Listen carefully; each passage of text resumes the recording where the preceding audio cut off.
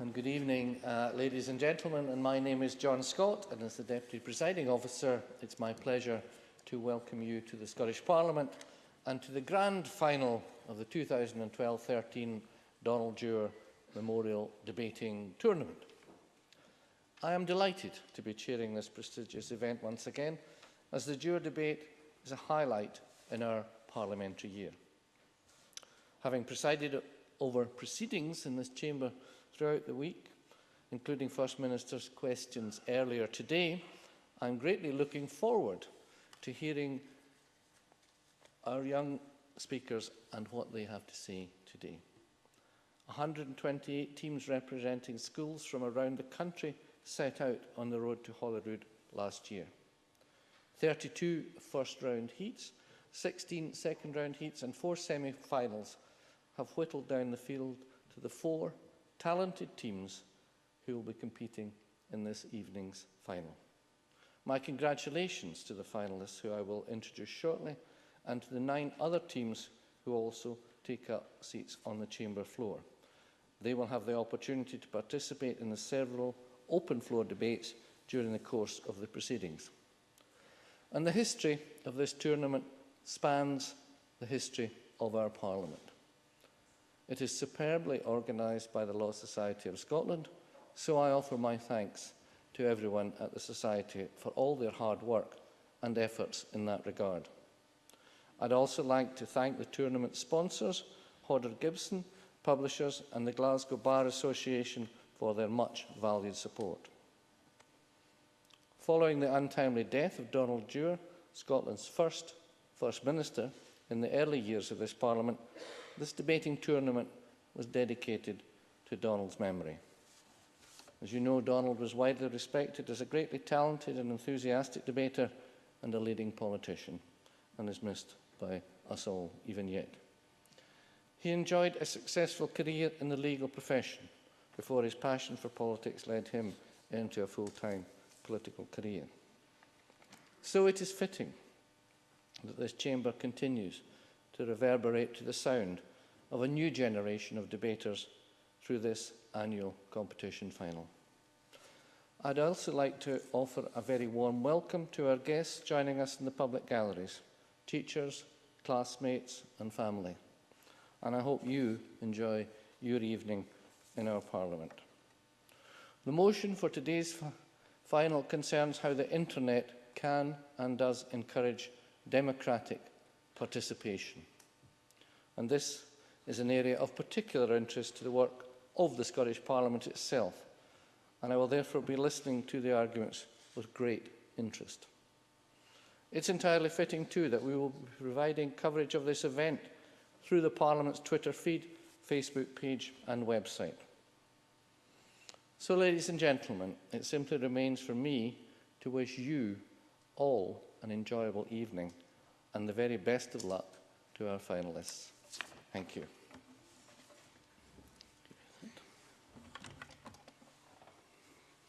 I'm going to sit down at this point and resume the normal position that the Speaker resumes in this Parliament. So, before we begin, I would like to congratulate the 4 schools that have made it to the final. They are St Margaret's Academy, Kirkcudbright Academy, Glenalmond College and Robert Gordon's College. I would now like to outline the format of the debate. I will call on the first proposition speaker to speak.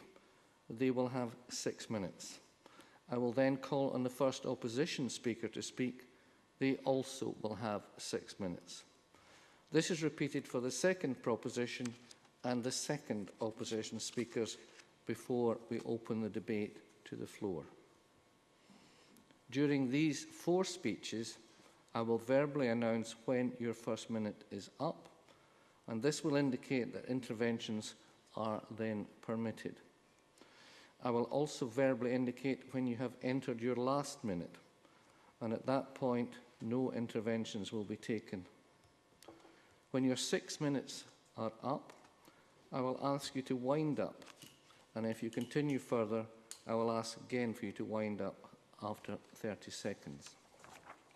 Please remember I am quite experienced in keeping my fellow MSPs to time, and with plenty of clocks around the chamber, I feel a bit like an air hostess here on my left and on my right, I would expect our debaters to observe their time limits. The debate will then be opened up to the floor for a further 15 minutes before we hear the reply speeches from the opposition and proposition. And these reply speeches should last no more than 3 minutes. And there will be no interventions, and I will verbally announce when you have entered into your last minute. I would encourage as many as possible to participate in the floor debate, and bear in mind that the judges will award a £50 book voucher to the best speaker from the floor over the course of the night. I'd also like to remind the teams that it is your choice if you choose to answer any points raised during the floor debate, and please be aware that your performance will not be judged on the floor debate. The motion for debate today is: this House believes the Internet encourages democracy. Our presiding judge, John Dye, former chairman of the English-speaking Union, and he will be joined by Irene McGrath, chair of the Scottish Schools International Debating Council. Adam McKinlay is the coach of the Scotland team and the World Schools Debating Championship, and Neil Stevenson is a former trustee of the English-speaking Union. And Aisa Watson, I hope I've pronounced your name properly, is the former head of speech and debate at the English-speaking Union. So I would now like to ask St Margaret's Academy and Glenalmond College to leave the debating chamber through the door at the back, and we will continue with the first debate.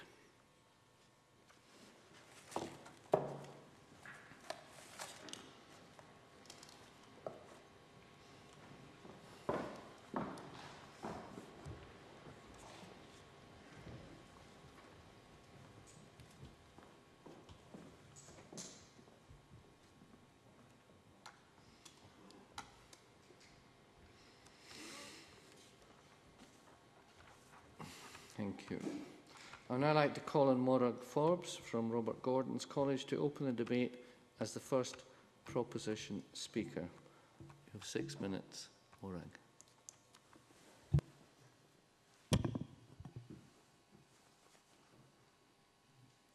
We are here today in the Scottish Parliament, an example of democracy in action. But if we look around the world today, we can see that democracy is far from universal. The internet, however, is becoming more and more popular every day. And we think that the internet can help to encourage democracy to follow the same trend. And that's why we propose the motion, this House believes that the internet encourages democracy. So during my speech today, I'm going to be looking at 2 main points.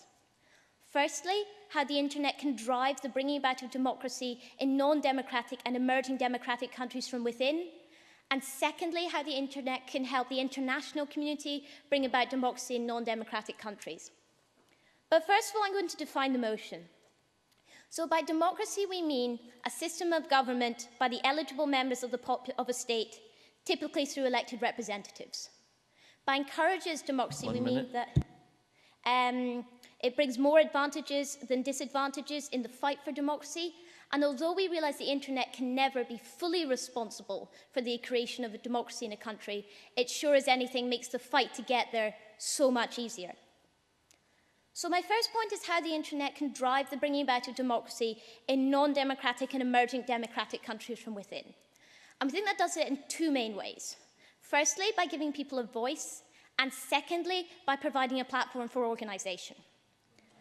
No, thank you. So firstly, the internet can give people a voice on an individual level in what are often very tightly controlled societies, where traditional media such as TV and radio are subject to very strict state controls. So the internet allows people to campaign in a way that they never could before. But not only does the internet give people a voice, the fact that you can campaign anonymously over the internet also gives people the ability to use that voice. And although we accept it is still possible to trace people on the internet, it's certainly much less obvious than standing on the street with a placard on your hands. So we think that encourages more people to use their voice and encourages more people to campaign and puts more pressure on governments. No, thank you. So this can be seen in China, where private networks and blogs have been used to get around the Chinese firewall. For example, Ai Weiwei, who's a famous artist, was under house arrest but still managed to get his message out using his blog and using Twitter. So this helps to speed and strengthen the road to democracy and leads to greater free speech. But the internet can also provide people with a voice on a group level. For example, in Cuba, where only 1 to 3% of the population has access to the internet, the ladies in white who are campaigning for the release of political prisoners have used YouTube and have helped to gradually put pressure on the government and influence policy, which means even in a country that seems almost as far from democracy as it's possible to be, people through the internet have helped to influence their government and thus make the country more democratic. So on the point of organisation, we think that the internet can help to organise marches and meetings, especially through social media. And this can be seen happening right at the moment in Turkey, where people through the internet have come together to help take a stand against the government, regardless of background and regardless of geographical position. No, thank you. It can be seen again in July 2012 at a 23,000-person sit-in in Egypt. The protest was sparsely reported by the mainstream media, but activists used blogs and Twitter to drive coverage from outside in. However, we do realise that Egypt is not yet a fully sprung democracy, but we realise that the road to democracy is a long one. And without the use of the internet, Egypt's transition would not have even been able to begin. If we look at a country further down the road to democracy, we can see Tunisia, which is one of the most developed telecommunication structures in North Africa, which helped to bring people together and eventually bring down the president. And in New Tunisia, politicians are making use of the internet to communicate with the electorate and help make Tunisia again gradually more and more democratic. So we think without the internet, these changes would never have been able to occur because people couldn't have had a voice that they could use against the state, people couldn't come together, and it'd be much harder to organise events because traditional means of media, such as letters and phones, are very tightly controlled. So my second point is that the internet can help the international community bring about democracy in non-democratic countries. And the main way that it does that is by drawing the attention of the international community to countries that are non-democratic, which would otherwise slip off the international radar. So we can see this through videos of demonstrations being put down because they're calling to change being uploaded onto the internet. For example, videos of Mubarak's actions. And we can see that even if that video is taken down by the state, by the time it is taken down, its message has already been spread across the world.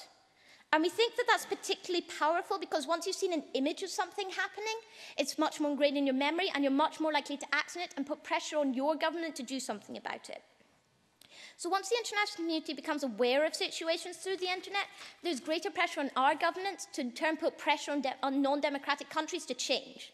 For example, the pressure that's been put on Mugabe to hold free and fair elections, which has meant for the first time opposition parties have actually been able to exist and campaign, which they never would have been able to do before without the internet.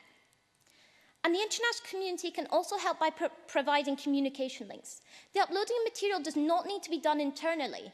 For example, phone messages or letters, which can be then turned into tweets and uploaded and further raise the profile of that country. So opposition might try and tell you that the internet's not being successful in bringing about democracy, but merely bringing about change. They might point to the election of Hamas in Gaza or the Islamists in Egypt. But the cornerstone of democracy is not whether we like who people vote for, or even whether people like the outcome of who they voted for.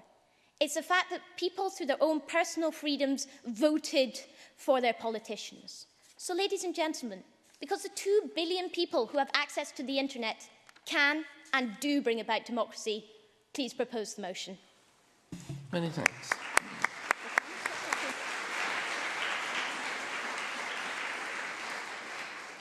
I'll now call on Iona Bonaventura from Kirkcudbright Academy to respond as the first opposition speaker.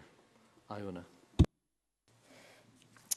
Good evening, Deputy Presiding Officer, honourable judges, fellow debaters, ladies and gentlemen.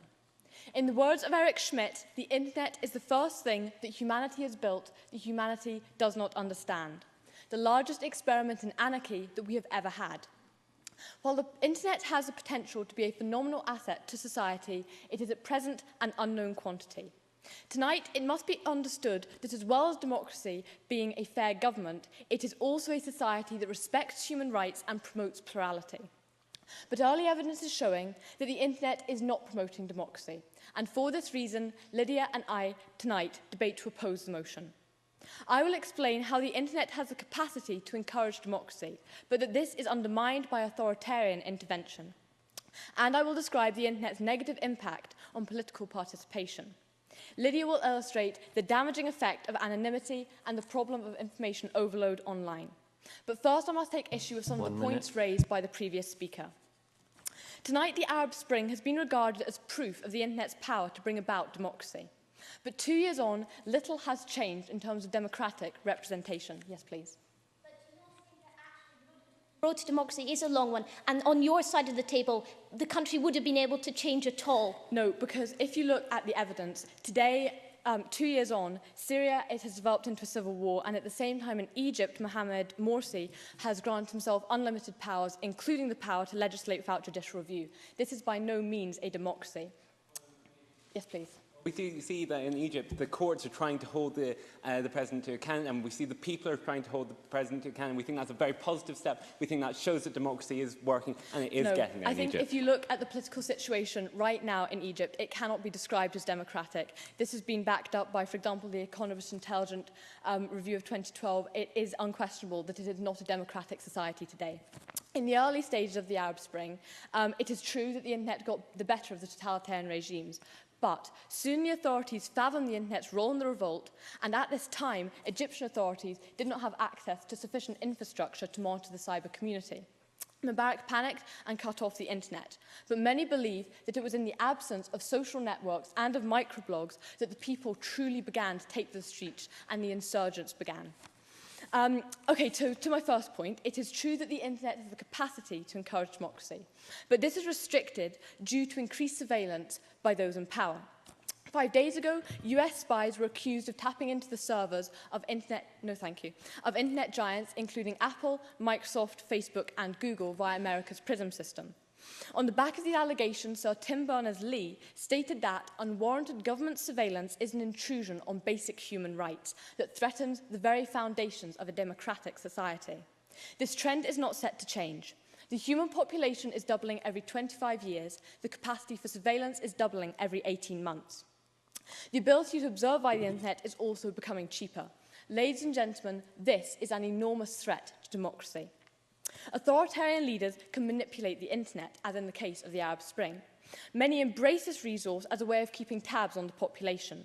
But it must be remembered that the internet is a public platform. No, thank you. The uprisings, marches, and protests promoted via the internet can be seen by everyone, and often governments in less democratic societies exploit this fatal flaw. For example, the authorities in Iran capitalize on the internet to track down anti-government protesters by looking at an online evidence trail. In the past, states used torture to obtain this kind of vital information. Now, all they have to do is go onto Facebook. High levels of political participation indicate more democratic societies. In order to calculate the effect the internet has had on political involvement, we must look at two indicators: general election turnout and the number of people participating in demonstrations. Since the internet became widely accessible after the invention of the World Wide Web, election turnout in the UK has fallen 13%. The number of people participating in protests, no thank you, has also declined. Internet activism does exist, and internet militants certainly make the headlines. But prior to the internet revolution, the number of people involved in protests was much greater. To those groups who have gained their notoriety via the internet, for example, Slutwalk and Pussy Riot. In 1844, 800,000 supported the Tolpuddle marchers. In 1959, 10,000, no thank you, walked in the Aldermaston marches. In 1982, 70,000 formed a 14-mile human chain around the Green and Peace camp. But no thank you, but in Slutwalk, London, there were only 5,000. Internet usage is greatest among the younger generations. 1 minute. But there has been an assumption that these members of the cyber community are most likely to embrace revolution. But democracy is multifaceted. Yes, there are opportunities to show your support for a cause by liking their Facebook page. But ladies and gentlemen, this is empty democracy. Deputy Presiding Officer, honourable judges, fellow debaters, ladies and gentlemen. The internet can be many things, but the one thing it is not is reality. This is the reason it can never encourage a democratic society. Because if we want equality and if we want plurality, then we have to act and not assign this task to the faceless masses of the cyber world. This is why, ladies and gentlemen, tonight we beg to oppose. Thank you. Thank you very much.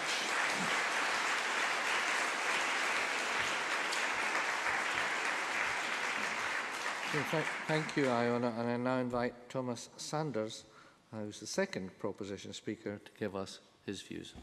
Thomas, 6 minutes. Mr. Speaker, Morag talked to you about how the internet is encouraging countries on the road to democracy. I will focus on how it will affect countries like our own. Democracies, but not democratic enough. Throughout the developed world, as we heard from the opposition, there's a widespread dissatisfaction with politics. But it's not caused by the internet.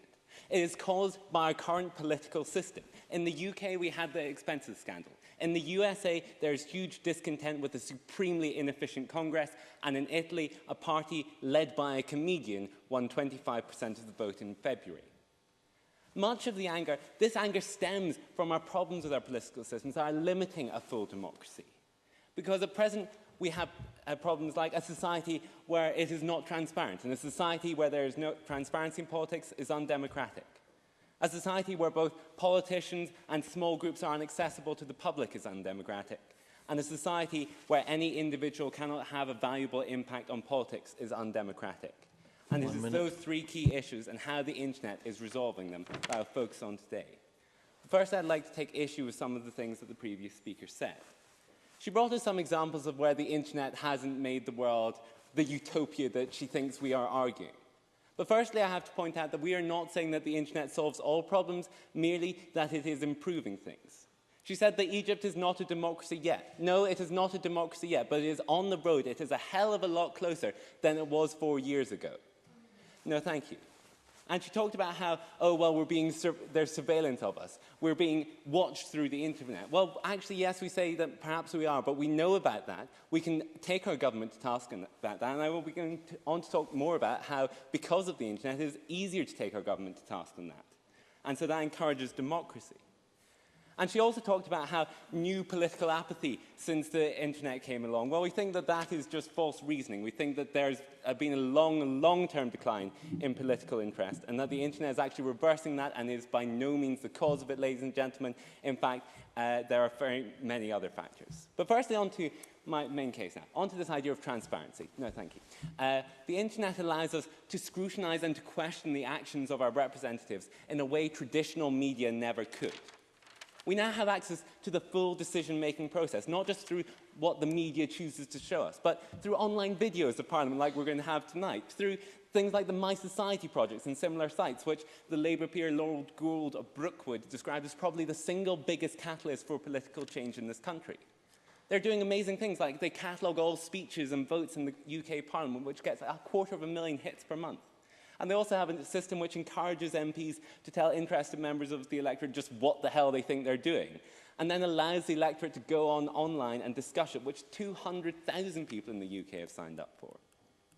Another important aspect of this new transparency from the internet is the way we can easily check the accuracy of what politicians are saying. And this is really highlighted by the fact-checking sites and Twitter feeds that sprung up during the US presidential election live debates. Yes, please. Okay, so you say that it gives more information. However, we found that in the majority of cases, the overload of information actually results in a lot of misinformed information, which leads to undemocratic values. Because Well, what we say is that the accurate information generally on the internet pushes out the inaccurate information. We say that the truth does win out on the internet. It is a forum, and there is misdirection and misinformation. But in the end, the truth does generally win out on the internet, so we don't agree with that. And we are now more able to judge our democratic representatives with the new transparency this internet allowed. If we see that they don't live up to our standards, like in the system where we are being surveyed on the internet that the opposition brought up, we say that we can chuck them out of government. We can say, we don't like what you're doing now. We can see what you're doing even better now because of the internet. And that means that democracy is improved and encouraged. Now onto this idea of accessibility. Morag has already discussed how the internet breaks down barriers between undemocratic nations and the global community, but it also breaks down other barriers, like between our representatives and us. The leader of the Essex County Council in May said that the public should not be allowed to ask questions in council meetings, because only a very few number of questions could ever be asked. Far more effective, he said, was to hold councillors to account and to interact with them was via social media, specifically Twitter. And we acknowledge it's not perfect. We don't think Barack Obama sits in the Oval Office reading through the Twitter feeds of 500,000 people he follows. But politicians are showing a willing to engage with their electorate. And this is a forum through which they can do it. Now, thank you. But we also say it breaks down barriers between small groups and wider society who might, interestingly enough, actually be interested in their views. We say that the ability of the internet to spark public debate and spread a group's message, was shown in the Coney 2012 campaign, where a small group whose message spread because of YouTube and Facebook and Twitter. And allowing ideas and messages to spread in conversations between citizens and representatives is fundamental to a democracy and hugely encouraged by the internet.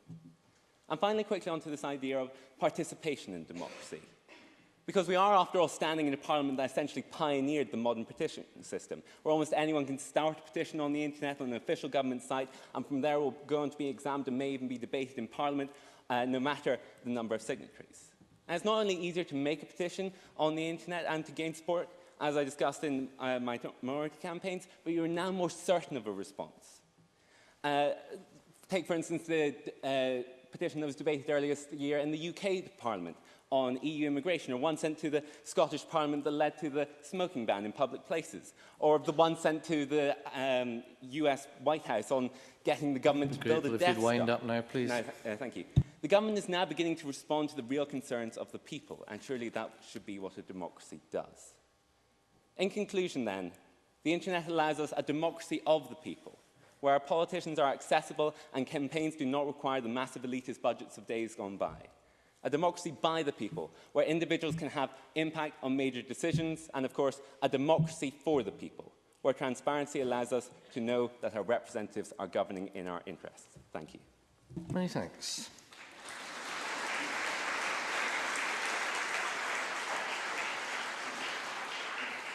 Thank you, Thomas. And can I now ask Lydia Riley, the second opposition speaker, to speak, please. Lydia, 6 minutes. Good evening, Deputy Presiding Officer, honourable judges, ladies and gentlemen, fellow debaters. The Scottish Parliament is a symbol and formal structure of democracy, so it is appropriate that this is the venue for this evening's important and relevant debate. Yes, the internet has given us more freedom, but the freedom offered by the internet is neither perfect nor secure. Criminals, terrorists and paedophiles abuse it. Governments and corporations limit it. Iona has already illustrated that despite the internet's capacity for encouraging democracy, it has led to an invasion of privacy by those in power. She has also outlined the negative effect the internet has had on political participation. I will now strengthen her arguments by explaining how the anonymity of the internet can undermine democratic principles and the problems associated with the huge amount of information online. But first, I must take issue with some of the points raised by the previous speaker. You said that the internet encourages transparency, but actually, far from encouraging it, the internet threatens the traditional media, which is crucial to the national democratic process. It is the national mass media which forms most people's understanding of what is real.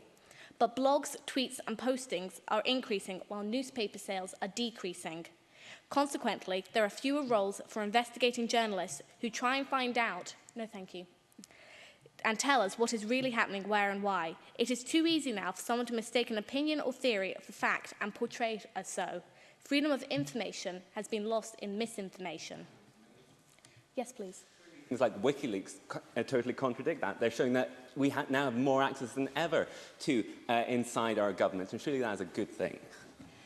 That is true, but there are far too many blogs, postings, things that people have an opinion on a political position or something that has happened, and far too many people are reading them as fact. So actually there's a lot less transparency. A key feature of democracy is accountability. It is too easy on the internet to become anonymous and therefore unaccountable. On social networking sites, you can find sites such as Ask.fm and Spillit. These sites allow anyone to ask a question without revealing their identity. Harmless? No. they are, in fact, a danger. If a person knows that they will be able to remain unaccountable for their actions, provided that they do not draw the attention of those in power, they have the ability to harm those who cannot trace them. And if they do attract the attention of those in power, as Iona has shown, then they can be traced, and then they can easily be traced. Surely another key principle of democracy, is that everyone, both the less and the more powerful, is equal. Therefore, it is clear that the internet undermines yet another key principle of democracy, equality. Cyberbullying, paedophilia, hacking. Three activities that undermine basic human rights and are enabled due to the anonymity of the internet. Yes, please. You don't agree, though, that on balance, these relatively minor issues are outweighed by the far bigger benefits that we have shown you that the internet brings? No, because the benefits of the internet are actually outbalanced by the bad things, because cyberbullying, paedophilia and hacking are just a few of the thousands of examples of human rights and democracy principles that are being broken every day. In a democracy, human rights are respected. Barack Obama argued that empathy is the basis of democracy, but the principles of democracy can only be upheld if citizens are capable of relating to each other. We spend, on average, 15 hours a week online, and this ability to be insightful and understand our peers is under threat due to the internet. There is evidence that the internet affects decision-making and diminishes emotional capabilities such as empathy. Identifying with others is near impossible when communication is limited to a screen.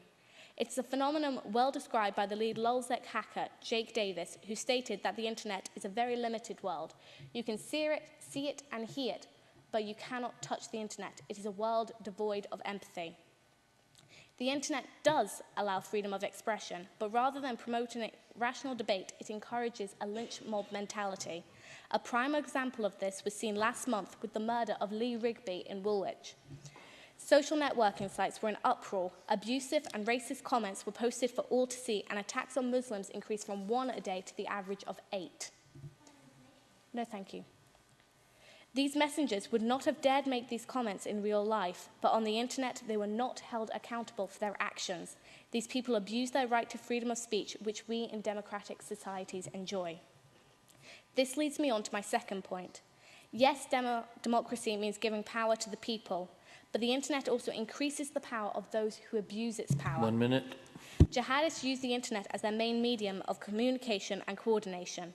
The Al-Qaeda leadership reportedly sees communication as 90% of the battle. It is just as easy to spread lies as truth and undemocratic ideas as democratic ideas. As a key feature of the internet is that anyone can put information on it. But with so much information, how do we know what is reliable? Because of the internet, the problem of misinformation has been made worse. Deputy Presiding Officer, ladies and gentlemen, the nature of the internet is determined by what people put on it. While it can be used to spread democratic ideas, it is just as easy to spread undemocratic ideas. It is easy to hijack the internet for less than ideal purposes and therefore attack everything that democracy stands for. I beg to oppose. Many thanks.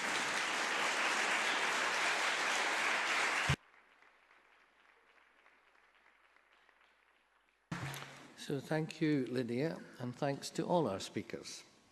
And I will now open this debate to the floor. And the floor debate will last for 15 minutes. I will invite speakers from the floor to raise points in relation to the debate. If you wish to speak, please raise your hand. And if selected, you should wait for the red light to come on your microphone. Stand, tell the chamber your name and the name of your school before you raise your point. You should give short speeches or ask questions of the speakers. Teams can choose to answer the point, but their performance is not judged against the response, or teams can choose not to answer if they wish. You may decide to concentrate on constructing your reply speech, which is marked. And as I said before, just remind you that there will be a £50 book token for the best floor speech of the night. So if we could start the clock now, please.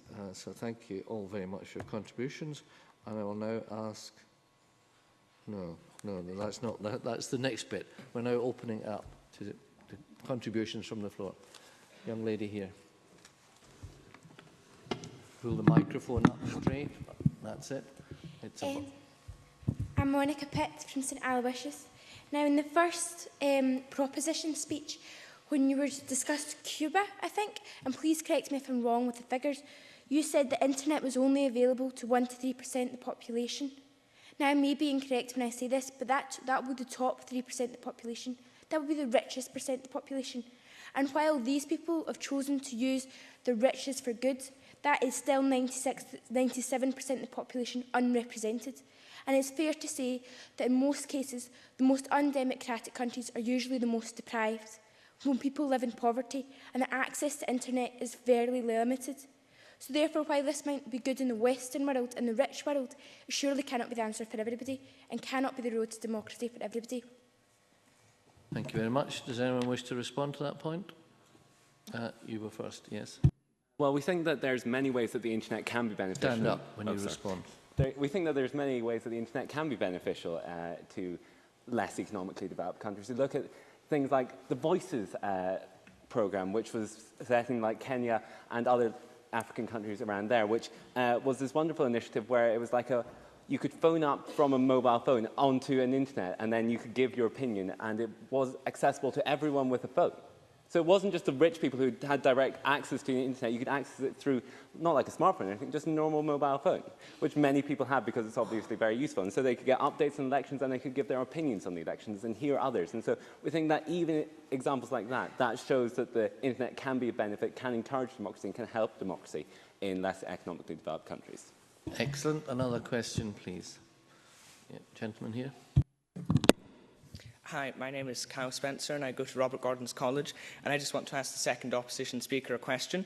She spoke about how the internet undermines human rights, and I just wanted to ask her, does she not acknowledge that in fact it promotes human rights through sites such as the Human Rights Watch, which can get the points of human rights abuses across many countries in the world, and it can raise awareness of these abuses to many more people than it would through other mediums, because many more people are more likely to look on the internet and sort of look online and read these comments about human rights abuses, and it indeed promotes awareness of this and can promote action to combat human rights abuses. Lydia, do you wish to respond or not? Lydia. Yes, the internet can promote human rights, but it also has created a massive window for human rights to be abused. The three examples I used were cyberbullying, paedophilia and hacking. Cyberbullying goes against Article 14, freedom from discrimination. Hacking, the right to privacy, Article 8. These are just a couple of the loads that are abused because of the internet. Thank you very much. Another contribution from the gentleman at the back. I'm Stephen Roy from the High School of Dundee. Just in response to the second up, the internet is actually never anonymous, as you've said, with the government tapping in and reading and listening and tracing back to what people have said. Unless, of course, they're using the second hidden internet, which is a very excellent and widely used tool for protesters to use to talk about what their government is doing behind closed doors and ultimately attract attention from other people, from other governing bodies and other things such as the UN, and bring attention to what people might not see due to, for example, in China, as first proposition brought us, about how people can't really talk bad about the government because of the Great Firewall of China. So would you not agree that allowing people to talk about the government to a large audience of people, would you not agree that that is democratic by allowing them to speak? Does anyone wish to respond? You do? You don't have to remember. Right. My point was that anonymity undermines equality. So the second use of internet can be taken by the government so that they're not anonymous. Yet for all those who can't use the second internet or have no knowledge of it, they can be easily attacked by the people who can use that. So my point was that for those, there's two different levels. And equality is for when you're done, but you are governed by the same set of rules. So for those who cannot become anonymous, you're at risk. But for those who can become anonymous, you can then attack those who can't become anonymous and trace you, but then you can be attacked by the corporations and governments who can then attack you. So there's 3 different types of equality there, whereas democracy is one equality for everyone. Thank you very much. Right, another question. Young man there. Just to add on what the... Name and school, please. Graham McKenzie from Minas Hill High. Just to add on what the boy from Dundee High said, if you set your Facebook account on private, should it then not become private? And I don't think the government has the right to tap into Facebook accounts, etc., etc. Thank you, Graham. Anybody wish to respond? No. We'll have another question then, please. Young lady here, middle. Name it. Sarah Latham, St Aloysius College. This is mainly to the second speaker of the opposition. Was it Lydia? Okay. Anonymity, I must say, in fact, can actually assist in democracy due to the fact that it's far easier just to post something on websites such as change.org, which actually allow people to put themselves into what they do and do it without people actually knowing it's them. They can do it under a false person, and it makes them actually feel more comfortable in doing it than walking around places such as, say, in Glasgow, George Square, or Princes Street here, or even outside the Parliament, holding banners and posters, just saying, hey, I'm here to do this, but this is me, I don't know what I'm going to do. But online, when it's anonymous, people seem to feel more confident in doing that, because they actually themselves are doing it, but there's not as much personal embarrassment if it doesn't actually go correctly as they would imagine it to happen. So, also, basically, what I feel is that, again, the anonymity, it can also go into different ways. So, yeah, thank you. Thanks very much. Any takers? No takers, right? Another contribution from over here, young lady on the left. I'm Kirsty Waters from Craigmount High. I'd just like to say to First Opposition, you mentioned that the internet is not a reality. In this, do you mean that the internet is full of lies? Do you mean that it's not truthful? Yes, rumours are spread on the internet, but in a way you're just countering a previous point. You said that the police can just go onto the internet and find information. Will these be not true? Also, for the second proposition, you said that people can put on videos that from places like this that the media do not cover. Things like this don't leak out. I mean, you've seen on the way in here, we go through so much security. I mean, like, they won't let that sort of thing happen. And even if they did, it's not that many. Also, if they did, then it would be things that we don't necessarily need to know about. These things will not concern us. If they did, then the media would tell us these. Thank you. Any takers? Yes, briefly. Well, what I was actually talking about was like the official video, not like amateurs coming in. And so we think that allows people access and can choose to access it and the whole thing. So we think that's very positive, even if not everyone wants to. Thank you very much. Someone who hasn't asked before. Young gentleman at the very back. The second proposition said that most people who get their voices across on social media, such as Facebook and Twitter, but most of the time they have to be famous or have a large audience.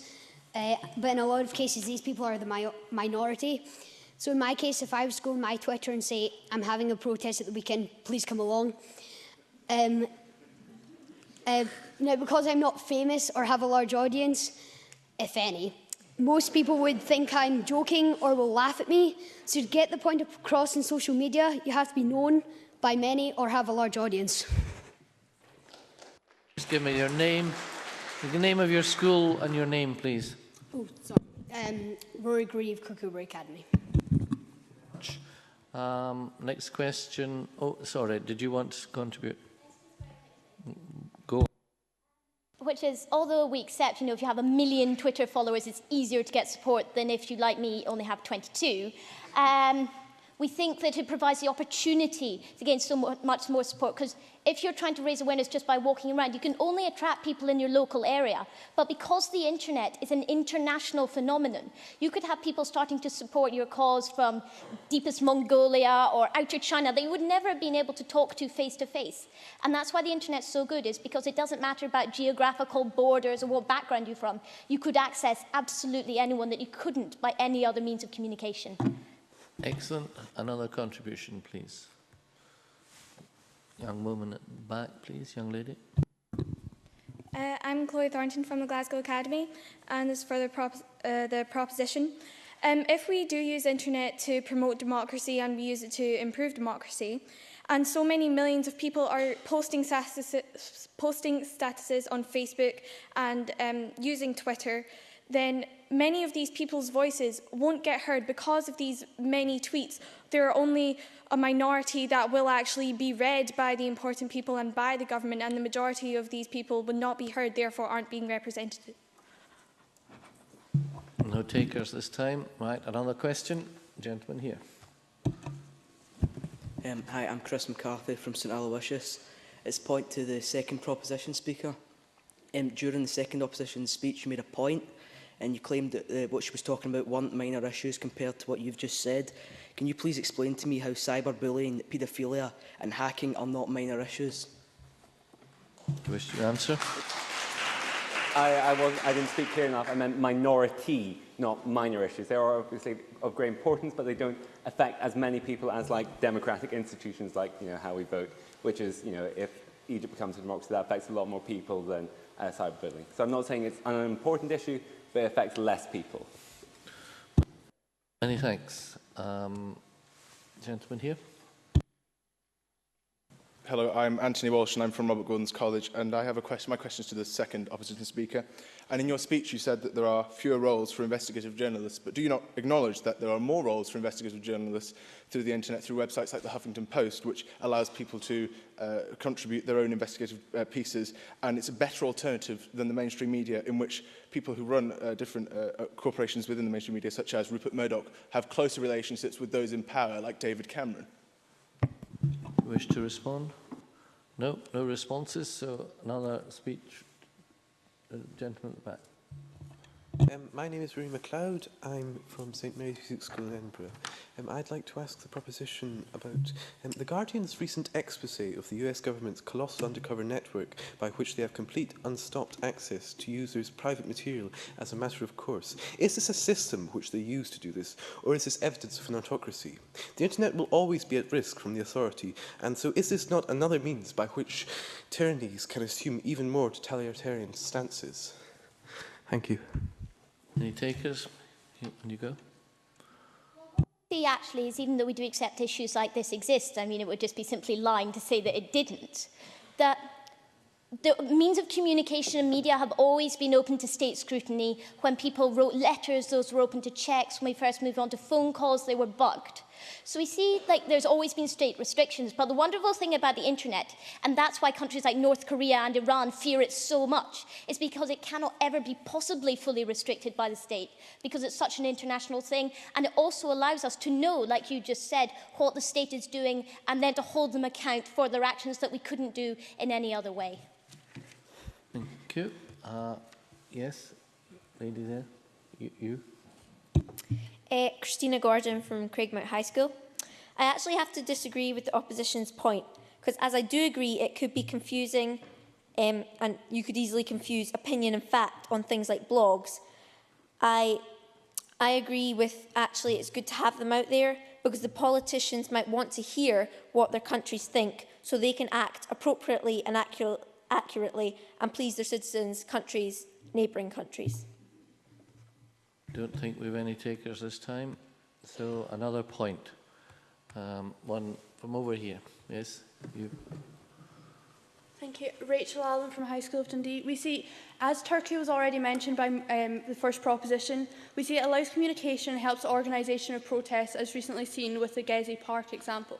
See, however, it goes further than this and allowed everyone in Turkey to be fully aware and informed of these events, and indeed the entire global community. See, it's particularly important because the Turkish mass media weren't reporting it, so people even within the country didn't know until they found out through the internet. See, this use of the internet enhanced the democracy in Turkey. We see it allowed the people to be heard, allowed everyone to come together, as well as allowing the truth from actual people to be heard. So this is really what is special about democracy, and see that the internet is a vital aspect of this. Thank you. Okay, well, we've now had 15 minutes, and we now move on to the next item of business.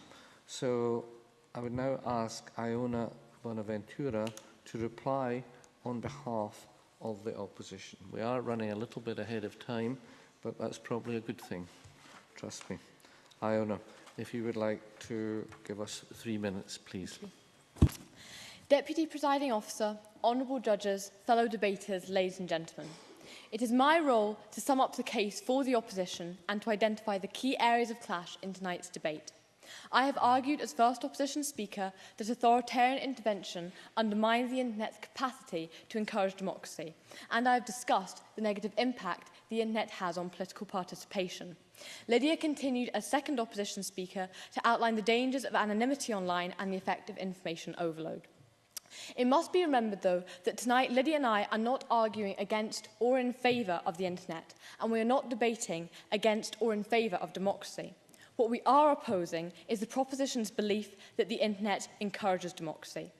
We have identified tonight that at the heart of democracy there is a dependency on freedom of information, freedom of expression and the right to privacy. The debate has therefore been about whether the internet encourages or undermines these principles. So the first proposition speaker argued that the internet can drive democracy in non-democratic and emerging democratic countries. Yet Lydia and I disagree.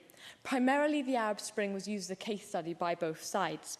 As the opposition, we have clearly shown that the internet's role in the Arab Spring uprising was a negative one. Looking at the situation today, there is civil war in Syria, and in Egypt the government shows little sign of plurality. Cuba was another country mentioned in the first propositions debate and in the floor debate.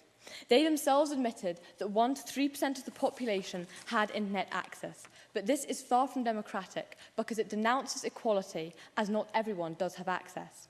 Second proposition stated that it allows transparency and access to footage not supplied by the media.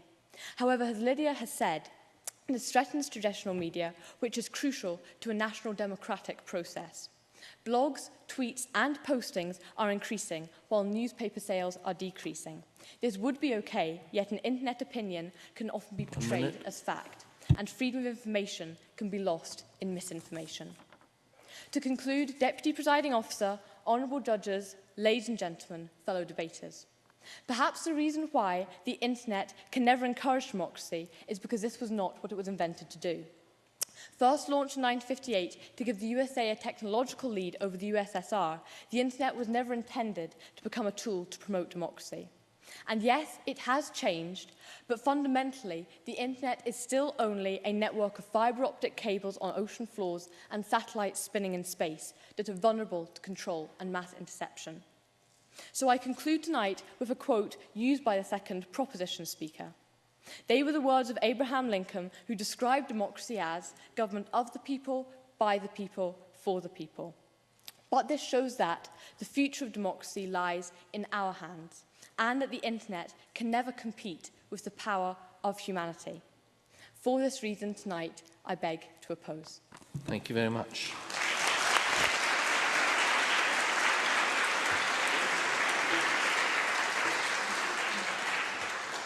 And now, could Morag Forbes please reply for the proposition, please? 3 minutes.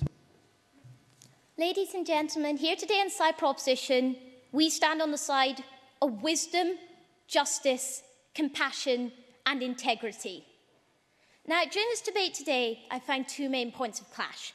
Firstly, is the internet beneficial to improving democracy in democratic countries? To which we answer yes.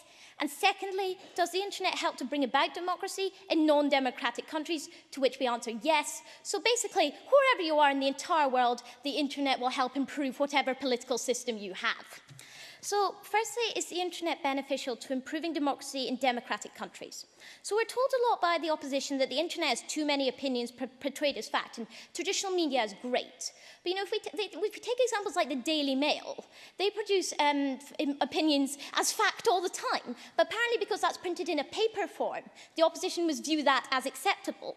But we see on the internet, because there's so many opinions, if you see something that's completely contradictory to what everyone else has said, then clearly you're probably going to use your logic and figure out that that's probably not right.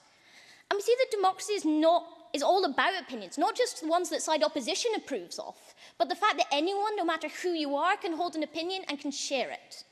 So I feel like they kind of ignored Thomas's speech, which is about how it makes politics more accessible and breaks down barriers. They talked about empathy. But ladies and gentlemen, how do we have empathy if we don't engage with people on a platform that relates to them? What side opposition seem to be suggesting is it's better just to carry on in a way that can only access a very limited number of people, and this is somehow better. The fact is that there's no other way other than through the internet that we could access so many people, regardless of background, regardless of geographical position. Petitions, for example, could previously only be signed by people in your local area. No longer. The internet makes politics accessible to everyone. So secondly, does the internet help to bring about democracy in non-democratic countries? So we're told by opposition about how the Arab Springs were worse off. But ladies and gentlemen, the road to democracy is a long one, and every journey begins with a single step. And though we accept that no, the situation in Egypt isn't ideal, but Mubarak killed 10,000 people. And what opposition seem to be suggesting is because change comes with risks, that we shouldn't encourage the growth of change at all. And we think the fact that Egypt had the opportunity to change and is currently being able to grow because the people finally have a voice can only be a positive thing. Without the internet, it would be almost impossible for people in tightly controlled societies to have a voice to campaign, to organise and to bring people together, because the internet, fundamentally because it's an international thing, is out with this very strict state control. So ladies and gentlemen, because we don't want, like side opposition, to keep things exactly as they are, because change might have some risks or negative consequences along the journey. Here today we want to give a voice to the masses, because that's what democracy is all about. Many thanks.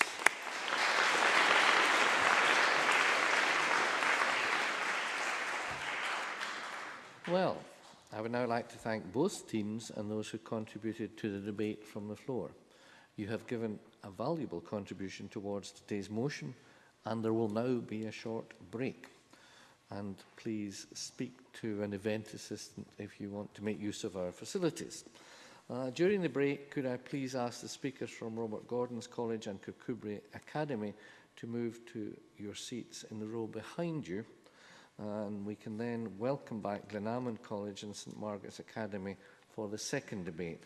And please could I ask that everyone be seated ready to begin again at 7:45 promptly. Thanks very much.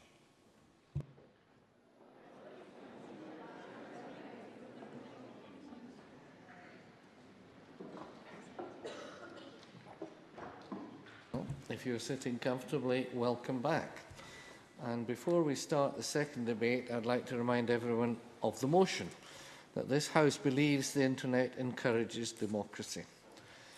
So, I would now like to call on Caitlin Sutherland from St Margaret's Academy to open the second debate as the first proposition speaker. Caitlin, you have 6 minutes, please. Thank you. Ladies and gentlemen, opposition team, this House believes that the internet encourages democracy.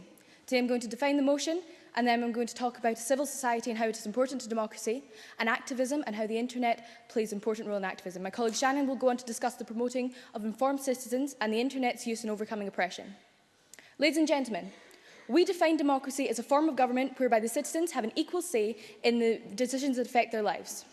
We define encouraging democracy to mean the vast availability of information to the widespread and diverse population of the world in order to allow people to develop their own opinions and to make informed decisions about the systems that govern them, both politically and socially. And also providing a platform to encourage discussion between members of society and action to make the changes they feel necessary. In order to make informed decisions, people must have access to a varied range of information. In order to fully appreciate what decisions will have the most positive impact on they themselves, their family and their society, people must be able to form their own opinions based on their exposure... No, thank you. Based on their exposure to wide-ranging and diverse opinions of a large community. If democracy requires citizens to have a say in issues which affect their lives, then it is important for those citizens to be well informed on the issues being addressed. The key, therefore, to encouraging democracy, be it politically or socially, is the widespread availability of information. No, thank you. Access to information through other forms of media has seen an advance in democracy. The printing press is accredited with the first steps towards the democratisation of knowledge, the spread of information amongst all classes, rather than it remaining within an elite group. This encouraged democracy, as more had the ability to compare and contrast a variety of opinions and information from a range of sources, and therefore more people could form their own opinions and enrich their idea of how their society could best be governed. But as fundamentally important as the extensive availability of books was to the advance of democracy, it is as nothing to the potential of the internet, a form of communications media still in its relative infancy, but already has achieved so much more in terms of allowing people to both access and broadcast information quickly, cheaply, and on a global scale. In a minute, theories of political thinkers are available at the touch of a button. Online forums allow people international discussion of those ideas, and this helps cement the foundations of a democratic society, yes? These points are not being used as a means of gaining information for people who have no previous knowledge. You have to have a lot of knowledge and a lot of enthusiasm in the cause to actually be researching these things and to get into these sites. So there's no actual gaining of knowledge by people who had no previous interest in politics. I think it's a very sweeping statement to say that there's no gaining of information from people without a direct interest, because the idea of the internet is that it allows anyone to access the information. So yes, you have to have an interest, but there is an awful lot of range for the internet to come up with ideas that you wouldn't necessarily have thought about before. By researching through other topics, you can snowball into others. Ladies and gentlemen, as I touched upon in our definition, democracy is not merely the ability to vote based on developed political understanding, but also the ability for anyone to influence the way they are governed by actively and collaboratively working to make the changes they feel are necessary. In order for this to happen, ladies and gentlemen, there must be space for non-governmental organisations and a space between the state, the market and the ordinary household in which there can be debate and action can be taken to make improvements as decided upon out with the government. In other words, ladies and gentlemen, a civil society is necessary for democracy, and the internet encourages civil society. It is no coincidence that the number of NGOs in operation have skyrocketed in the recent years in line with internet usage. The internet provides a platform for NGOs to galvanise support for causes, and by pushing into the public domain and encouraging more people to take an active role within them. Liberty, an organisation promoting human rights and civil liberties, although not a new organisation, has a massive online following.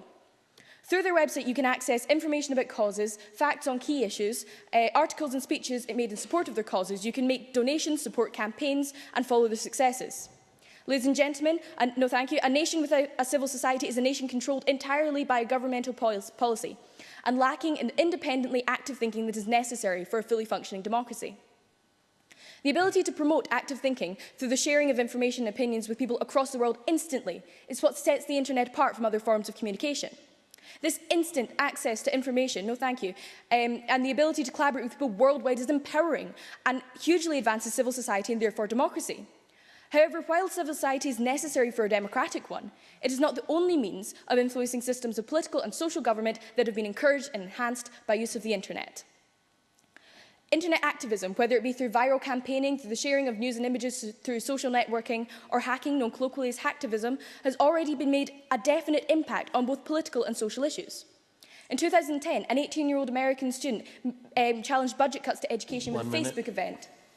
This Facebook event turned into protests across the country involving thousands.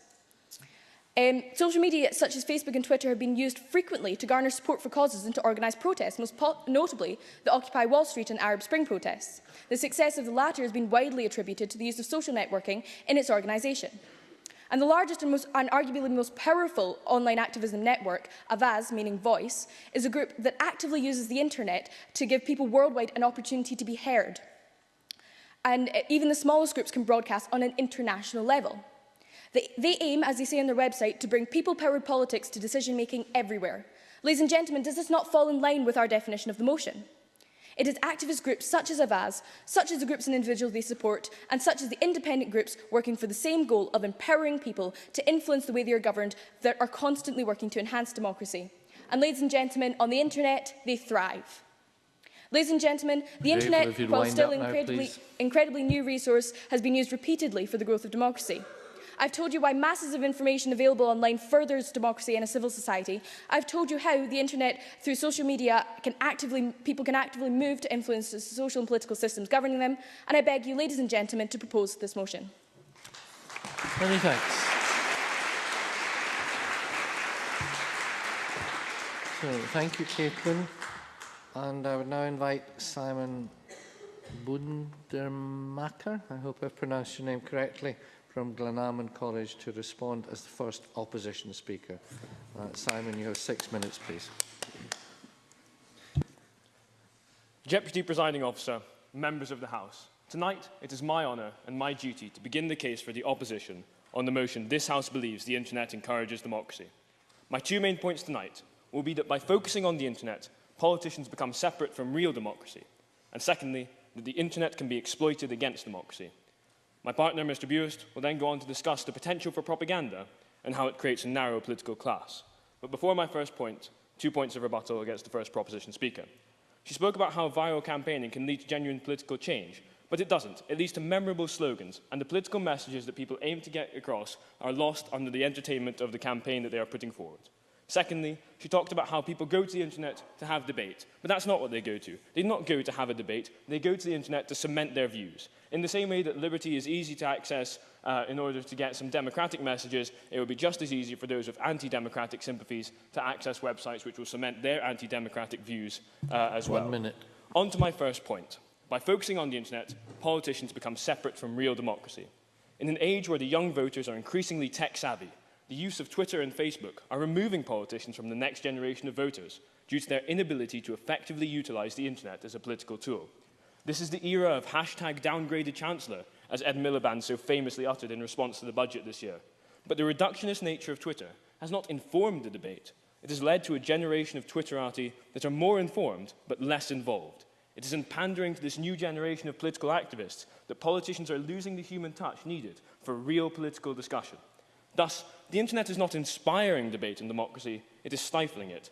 And it's no wonder with luminaries such as William Hague tweeting about to give a statement to Parliament about the vital work of GCHQ in protecting UK national security. Ladies and gentlemen, that's not bite-sized democracy, that's boring. The dilution of information on Twitter has led to a decrease in our politicians' accountability. The real message they want to put forward has been lost in efforts to reduce the message for the lowest common denominator of the voting classes, a point my partner will expand upon in his debate.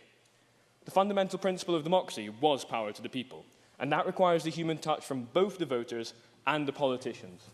Yes, we can rang true around America in 2008 because it was a message that Obama spoke directly to the people.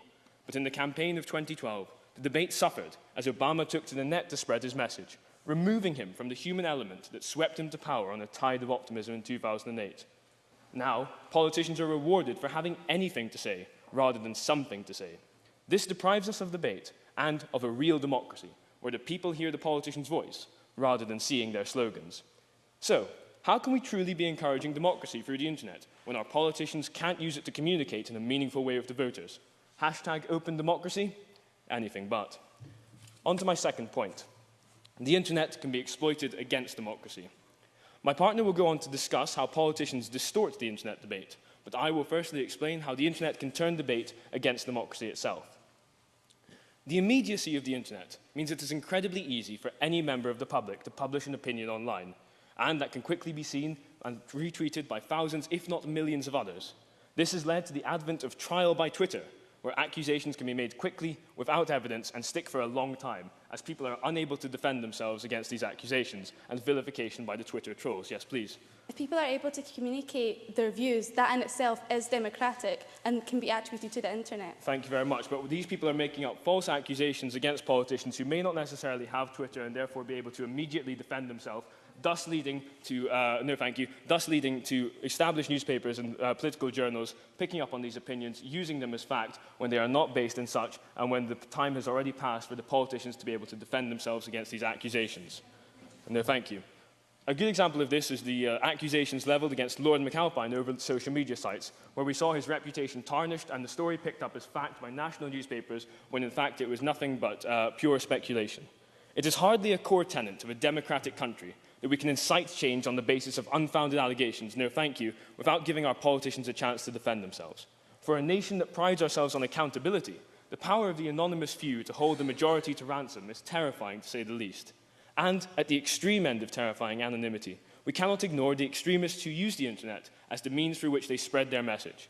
They are, by their nature, opposed to democracy, yet the mask the internet provides allows them to publish their hateful material and further their cause without the ability for us to respond. I've already told you how the internet is killing debate, so for people to readily access this material without balance from other sources will only further the death of democracy in this country. Further, it is easy to hijack protest and turn democratic debate into violence against democracy because there is no way of discerning the difference between voices on the internet. So it is both naive and reckless to assume that the internet is not the main way in which extremist messages are being conveyed to attack democracy. In conclusion, I have told you that by focusing on the internet, politicians become separate from real democracy. They focus on the generation of young voters who affect the least change, as my partner will go on to explain, and further, they have removed themselves from the human element needed to inspire real political debate and encourage real democratic change. Further, I told you that the internet can be exploited against democracy, that it is impossible for everyone to respond to accusations made against them, and the time for defending themselves is so little that very often they are unable to do so. Further, that terrorists and extremists are capable of using the internet to spread anti-democratic messages which cannot be challenged.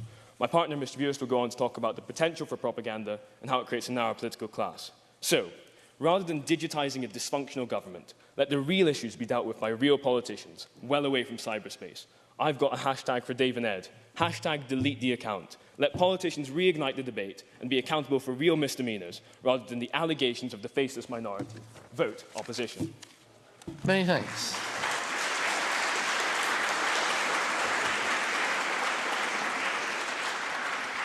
So, thank you, Simon. And I would now invite Shannon Russell, who is the second proposition speaker, to give us her views. Shannon, you have 6 minutes, please. Ladies and gentlemen, Deputy Presiding Officer, esteemed judges, this House believes that the internet encourages democracy. My colleague Caitlin has already given some historical context and proceeded to discuss how the internet has allowed for a civil society and online activism. I'm going to discuss how the internet allows for the promoting of informed citizens before considering its role in overcoming oppression. But firstly, I'd like to examine some of the points that the opposition have made, which we simply do not agree with. The opposition pointed out that the internet allows people to express undemocratic views to further their cause, which is undemocratic. However, the communication of their views and being able to post their views online is in itself democratic. And to move on, the point about being able to communicate false information online to accuse people of crimes that they may not have actually committed. This is true of offline resources, such as newspapers, so it's not necessarily a fault of the internet. In fact, the Lord McAlpine case actually began on BBC's Newsnight. But moving on to my first point. 1 minute. As my colleague Caitlin has already touched upon, the internet has had a massive impact on informing citizens, as it is essentially an unlimited source of mass media. It helps to educate people and to involve them in political policy. Democracy stresses the importance of education in order to achieve two main effects. That is, the cognitive effect, whereby people have the ability to make rational choices, and the ethical effect, referring to the supporting of democratic values, such as human rights. It highlights the benefits of civic participation, such as voting, no thank you. People can develop critical skills and be able to consider issues objectively. The internet helps to support this, enhancing its benefits to democracy. Increased information augments objectivity and promotes the understanding of democratic values. That is not to say people who have not entered further education do not know about democracy, but rather that education helps to enhance these to an even greater extent. Yes, please. Deputy Presiding Officer, what she overlooks is that there is a tendency towards misinformation, a lack of objectivity, a lack of real debate, reinforced by subjective prejudice. That does not help a democracy which relies on accurate information and real debate. The accuracy of information is an issue true not only of the internet, but of other resources. People have the ability to discern what is accurate. They're going to, not all information they're going to access is inaccurate. The same way, not all information is going to be inaccurate or accurate. Therefore, it is up to the person reading it to discern what is accurate or not. And that is true for all forms of media. In fact, Seymour Martin Lispet, a political sociologist, established the hypothesis that greater education leads to more democratic policies. This is because greater resources available to educate people results in an increased awareness of democracy, and therefore means that people are more likely to readily communicate their ideas on a political or topical issue. No, thank you. Therefore, it is less likely that a government will be able to become tyrannical if citizens have a sense of awareness. Consequently, the government will be more likely to lead for the benefit of the people. The internet is of particular importance in relation to political issues, such as the upcoming independence referendum. Scottish citizens are unlikely to be aware of the relative advantages and disadvantages of independence unless they have been specifically educated in political processes. Therefore, the internet is of immense value, as people can easily research the suggested impacts of independence and so increase the likelihood of making an educated decision based on relevant information. No, thank you. It is a referendum which could see significant change in our nation, and so a resource such as the internet is all but essential. Without it, citizens would struggle to truly access information to understand the issue. Without it, people may base their decision on common inaccurate assumptions based on hearsay, such as social stereotypes or the point of view of their parents. Without it, democracy is encouraged to a lesser extent. No, thank you. Ladies and gentlemen, how would you access detailed information about the referendum and independence without the internet? The answer, we prospectively suggest, is with difficulty or not at all. Similar to the independence referendum, the internet is a serious benefit to citizens during election times, when deciding which party to vote for in a democracy, the rule of the people. People can easily access political party manifestos, news stories supporting a variety of parties, and even pressure group opinion, allowing for a more informed choice to be made when voting. The government has also set up websites such as They Work For You, which allows people to read about the actions of their local MPs, and indeed to contact them directly.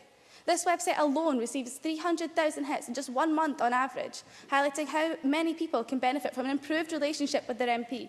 Increased information and communication avenues between constituents and MPs contributes to a more transparent system and therefore results in a more profound level of democracy. Yes, please. You discussed about how we use sites such as They Work For You in order to contact our MPs and MSPs directly when we misunderstand policy. But in reality, if we want to affect change, the best way to do that is to go face-to-face and to understand from them. By attempting to reduce that information into a bite-sized chunk on the internet, it is not leading to more education, it is leading to a greater chance of misunderstanding. And 1 minute to go. However, it is more likely that people will contact their local MPs or MSPs through the internet. People are less likely to be willing to go to, for example, surgeries to speak to their local MPs, whereas on the internet it's quick, easy, and can be done virtually instantly, whereas people are less willing to take the time out of their day to go to actually speak to an MP. Furthermore, the internet is not only useful for bringing about greater democratisation in already democratic countries, but can also encourage democratic reforms in nations which operate totalitarian regimes. It is an aid to the most vulnerable in the world. For example, the internet was used in Egypt to overcome tyrannical regimes in favour of democracy. In Egypt, Mubarak operated a corrupt government, whereby political figures and protesters were imprisoned without cause, a serious violation to human rights and most definitely to democracy. Citizens were treated with no regard for humanity and subsequently engaged in what has now been known as the 2011 Egyptian Revolution. People created Facebook events to advertise protests. Videos were made, photos were uploaded, and this helped to achieve, after 18 days of demonstration, the president becoming ousted from government and forced to resign, a serious benefit to democracy. Ladies and gentlemen, the internet cannot be faulted to any great extent with regards to the upholding of democracy. It encourages freedom, liberty and equality, all of which directly relate to our definition of democracy. The opposition's suggestion that the internet is undemocratic is irrelevant, dangerous, and in itself is undemocratic. For these reasons, we urge you to propose the motion. Thank you. Many thanks.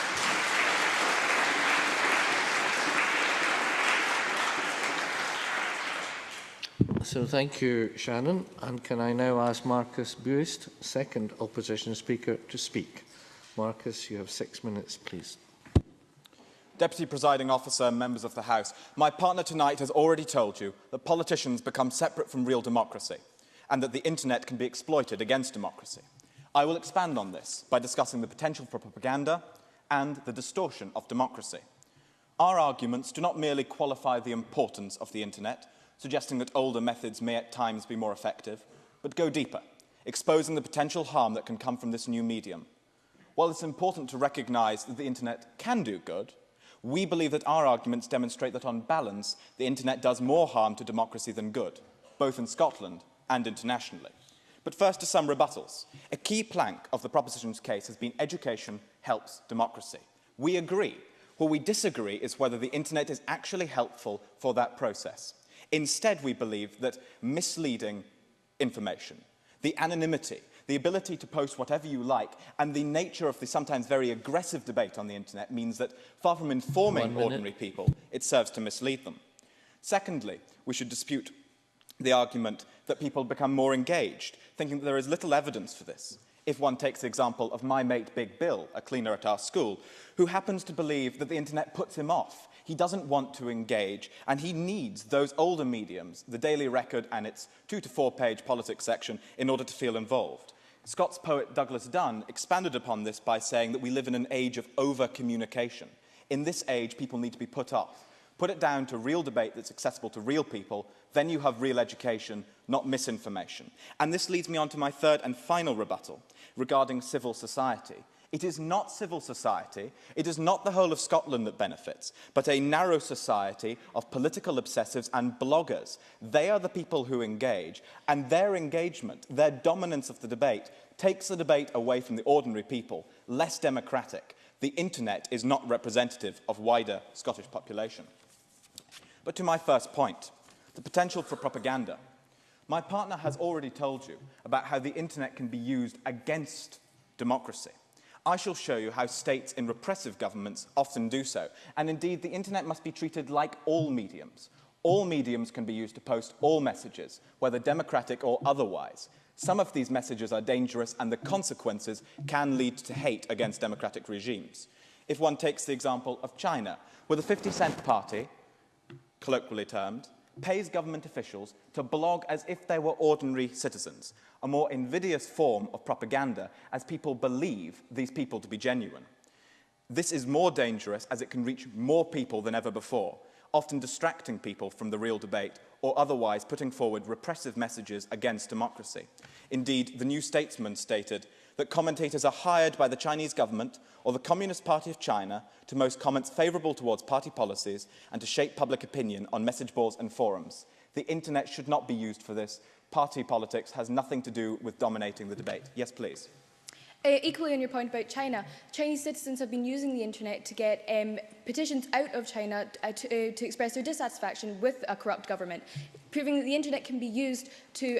Deputy Presiding Officer, the government in China is as strong as it has ever been, and their power and their ability to influence the internet is greater than that of the ordinary citizen. The trouble is that the internet would be most useful in aiding democracy in those countries precisely where democracy is already established, but it is enfeebled in those other countries and is quickly neutered, as in the case of Iran. When the internet was used to challenge their regime, it was quickly shut down, showing that it cannot encourage democracy, for even if it had the intention to, it lacks the power to do so. No, thank you. Even in Western countries, there is an issue. For example, the spying scandal of the United States. A snooper's charter, if ever there was one. Access to our personal information allows government to target its political opponents and to shut down real debate and real democracy. To my final point. No, thank you. Distorted democracy. My partner has already told you about how the internet can be used to promote anti-democratic messages. But we should not imagine that the internet is representative of the wider population. On average, internet users are younger and more affluent than the wider population. Indeed, old people, who are the people most likely to vote and are the fastest growing political class in this country, are also those most likely to be excluded. While 18% of adults had never been online as of 2010, this already high figure rose to 60% for the over 65s. Even looking at that smaller figure of 18%, that accounts for 9.2 million people. More people than voted Labour at the last general election, more than double the population of Scotland. These people are excluded, and they are important in any real democracy. As a consequence, debate on the internet does not reflect the real issues. It talks of EU and gay marriage. Real people talk of jobs and the NHS. It is more susceptible to manipulation by media barons such as Lord Ashcroft, who has been described as the internet age Beaverbrook. These people have the power, they dominate the debate, they take it away from the ordinary people. So yes, there is politics on the internet, but it is not the people's politics. Out of time.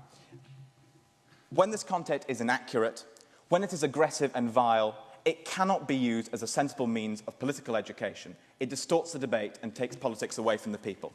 So, to conclude, Deputy Presiding Officer, members of the House, our side has demonstrated that the internet is often irrelevant, discouraging, dangerous and distorting. Our democracy over the past 10 or 15 years has not grown stronger, but grown weaker, and the internet and the 24-hour media cycle is partly to blame. Do not let the digital divide become a democratic deficit. We beg you to vote opposition. Many thanks.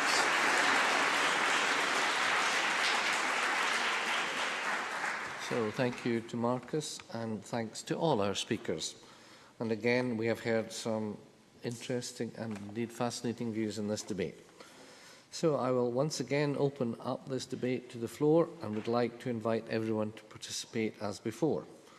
And as before, the floor debate will last for 15 minutes. And could I ask you please to raise points in relation to the debate, and if you wish to speak, would you please raise your hand? And if selected, if you would wait for the red light to come on your microphone stand and tell the chamber your name and the name of your school before you raise or make your point. You should give short speeches, please, or ask questions of the speakers. And I would like to remind you that the teams can choose to answer the point, but their performances are not judged against their response, or teams can choose not to answer. You may decide to concentrate on constructing your reply speech, which you will recall is marked. Is marked, not marched. So I now ask our timekeeper, Samantha, to start the clock and monitor the 15 minutes, please. Contributions? Yes. Gentleman with the red tie. My point is a simple point, and that it's, if the internet doesn't promote freedom and democracy, then why are totalitarian nations like China, Russia, North Korea so afraid of its influence in their nation? Does anybody wish to take out that point? In that case, we'll take another person.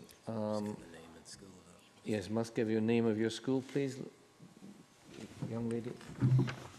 Catherine Cranston from Craigmount High.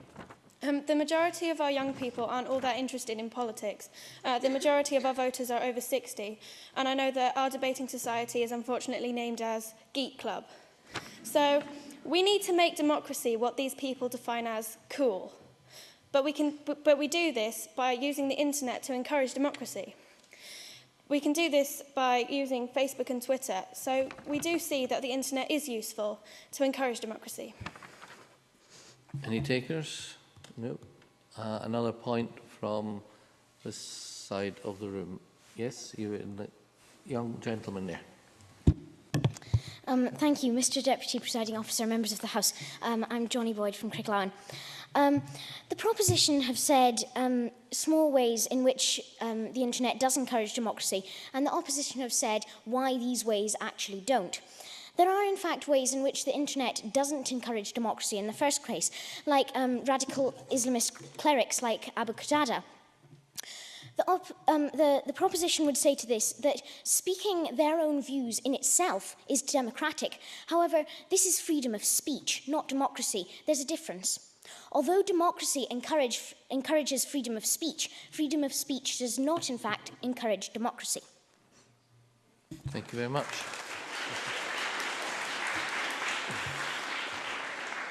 And another point from someone who perhaps I haven't already asked. Young lady there. Here, you, yes. I'm Kirsty Waters from Craigmount High. Second proposition said that the election would struggle without the internet, and that the internet is a massive part of election to make it easier, like advertisement, and I think it coped fine. It copes fine without it. Most of the time, I see posters up on the walls, I see badges being given out for free, all these advertisements that do not include the internet. You also said that in Egypt, the protesters were imprisoned for doing nothing.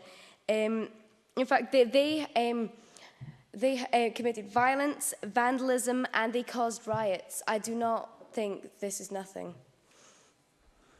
Thank you very much. Any takers? Yes. So the first point, I didn't suggest that elections were determined by the internet. I said that it eases the ability for people to understand and to access information. For example, if you wanted to look up a party manifesto, if you couldn't search for the internet, how would you personally go about finding it?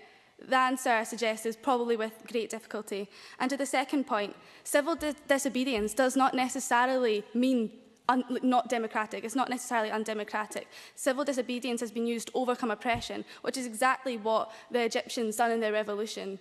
So it's not necessarily undemocratic to break the law to advance a cause.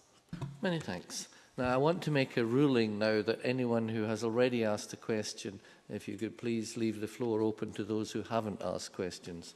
Okay, thank you. Right, young gentleman here, second from the back. My name is Sharan Mai and I'm from the Glasgow Academy. I have a question for the second speaker in the opposition. You raised a point about how certain governments block internet access for the people. But I believe that seeing as the motion isn't whether the internet succeeds in promoting democracy, it's just that it encourages democracy. If these political leaders see the internet as such a threat to them, surely they recognise that it does in fact encourage democracy. Okay, do you want to respond to that? I shall do so. Right. Another question from gentleman here. Yes, you with the dark shirt on.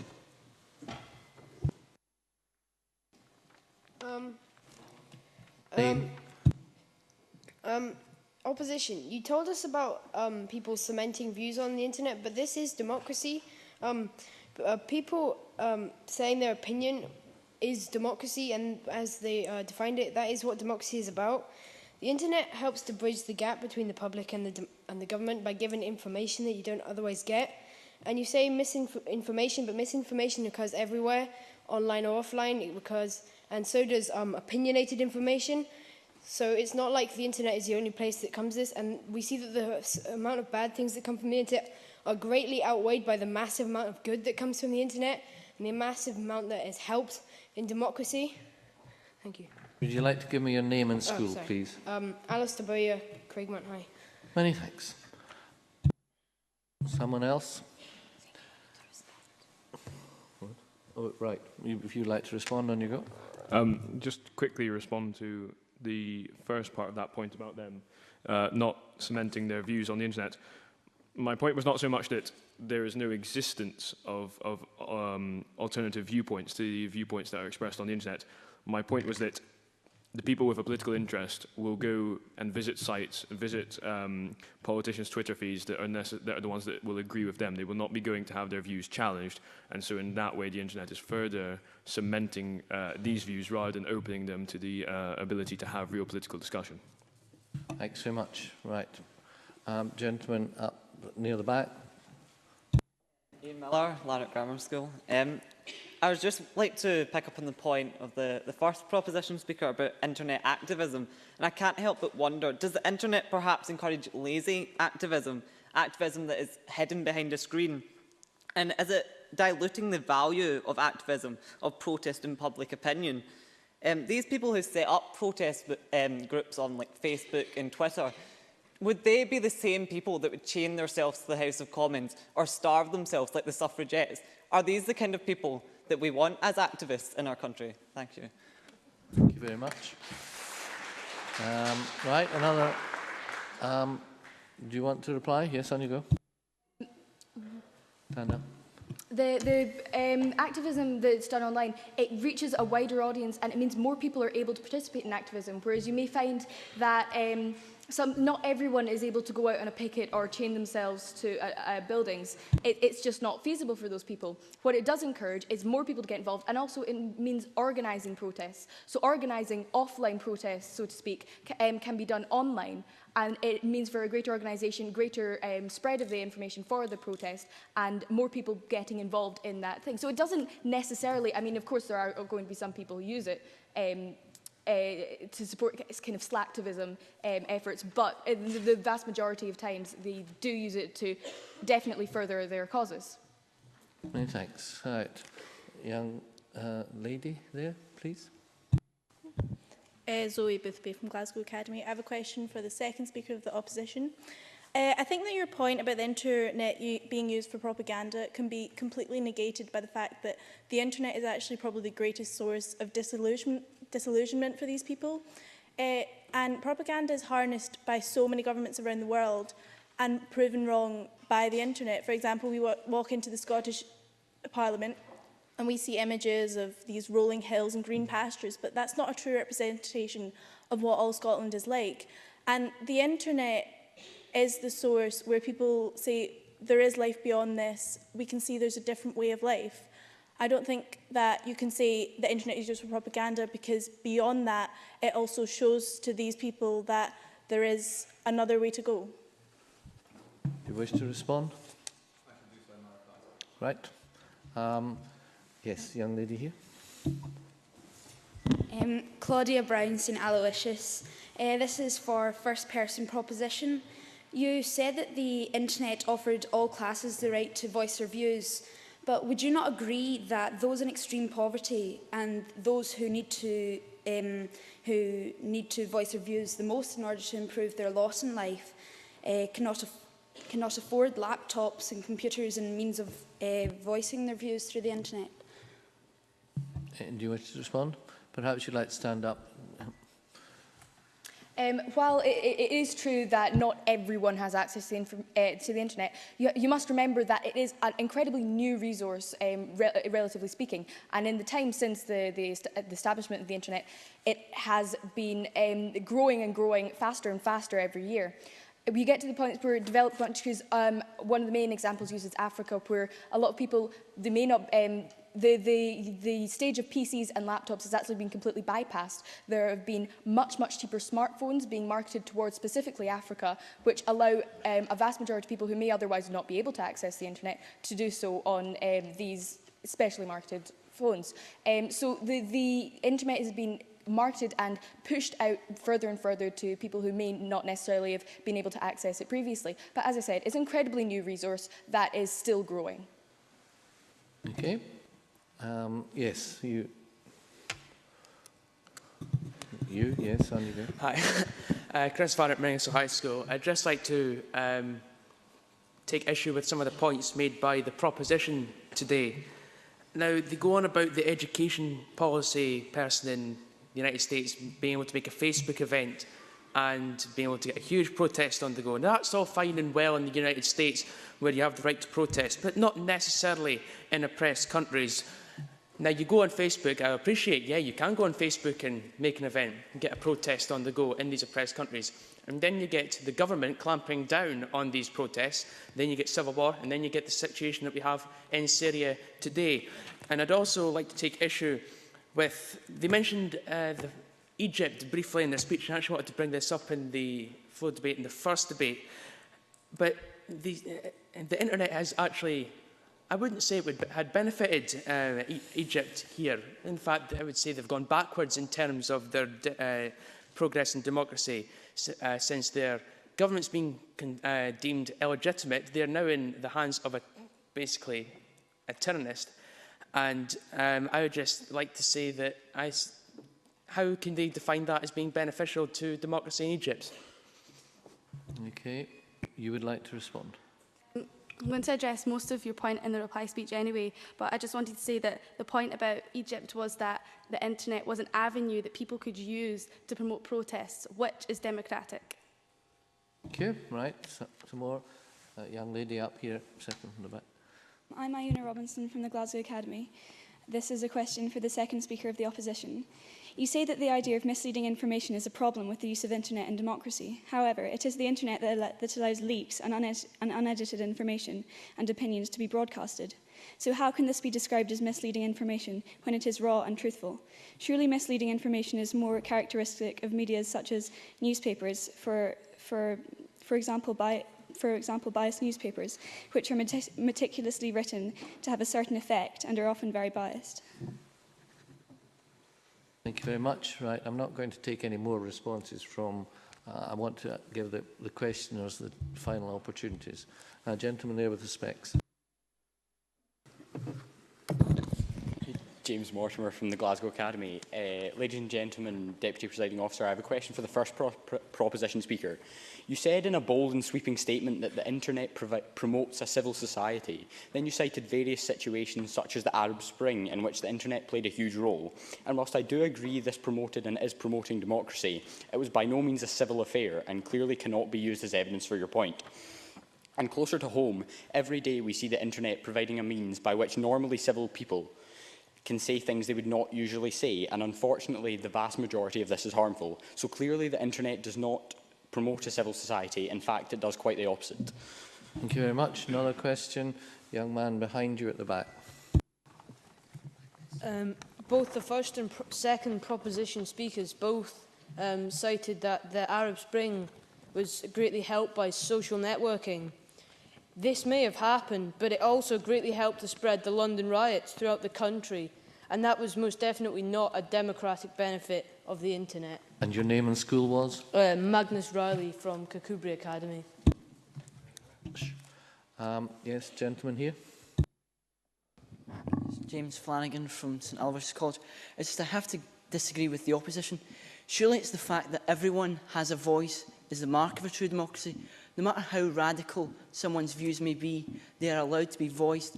No matter how much they may differ from our own opinions, it is the mark of a true democracy that allows everyone to throw in their own opinions and their own ideas. And that is what makes our democracy only greater than what it could otherwise be. Right, I'll take one final brief question. Yes. Very briefly, please. I'm Zach Sheeran from the Glasgow Academy. The internet may have a lot of potential in enhancing democracy, but it also has a terrible amount of problems. The ones that come to my mind is security and reliability. You see, yes, having the entire globe as a platform for you to voice your opinion on what you believe in is maybe a benefit, but you don't actually know who has access to that information and who may be able to interpret in a different way and what their true intention is towards you. You see, your opinion may be forced to disappear from the internet and your personal information can be accessed by anyone, anywhere around the globe. And that truly is a disturbing thought. Excellent. Right. Well, thank you all very much for your contributions. And I would now like to ask Marcus Buist to reply on behalf of the opposition. Marcus, you have 3 minutes. Deputy Presiding Officer, members of the House, the motion implies that the internet is a one-way street to democracy. Our debate have already shown you the harm from terrorism, the harm from distortion of a political class that only talks to itself and to media barons. But I want to address some of the points that have come up in the floor debate. One of them is the quality of information. And it was said that people can discern for themselves. It was said by speakers from the proposition. Many don't. When information is presented as fact, people tend to take it as fact. But anonymity, the lack of responsibility in internet posting means that the information is less reliable than it is in traditional print journalism. Traditional print journalism still remains the best way of educating the population. Now, it was also raised about the Arab Spring, and this is something I want to get onto. Occasionally, the internet does topple governments, or help to, but it doesn't always produce democratic ends. We cannot imagine, just because they're using modern technology, that they have modern values, that internet users are all carbon copy Westerners who want to promote democracy. It can be equally used by people who want to promote politics of hate, of prejudice, and their own distinctive form of repression. The jury is still out on the Arab Spring, and it is no absolute qualification for the internet encouraging democracy. Instead, the internet is a tool to be used by its master. Yes, we recognise that some people can use it to promote positive messages, but many don't. And it's not just a question of whether we like their politics or not. It's that distinction between what Johnny Boyd referred to as free speech and democracy. It's that some speech isn't democratic, that some speech undermines civil society by inviting violence and resistance to the democratic process. When this catches on, when it takes hold, it will undermine our democratic society. The proposition have said that the internet is the most effective modern communicator. I agree. But the messages it communicates are not always helpful ones, and that has to be borne in mind. internet propaganda does more and more damage, particularly in those indoctrinated societies. So while, yes, it was suggested the internet helps people to question in these societies are the ones where people are least likely to question, where from earliest childhood they've been brought up to believe in the word of the state. Those people are far more likely to be receptive to the 50-cent party, the internet bloggers, the voices of repression, than they are to be listening to the voices questioning the state. And finally, it was a point raised that no matter what the view, it allows greater access. No, it allows access for a few. And so long as access is unequal, it distorts a democracy. In Iraq, only 5% have access. In Indonesia, 30 million out of 202 million who do not. This means an unequal access to the internet. This undermines society. Wind up now, please. Democracy requires equality, it requires accuracy, and it requires democratic messages. The internet simply fails. Many thanks.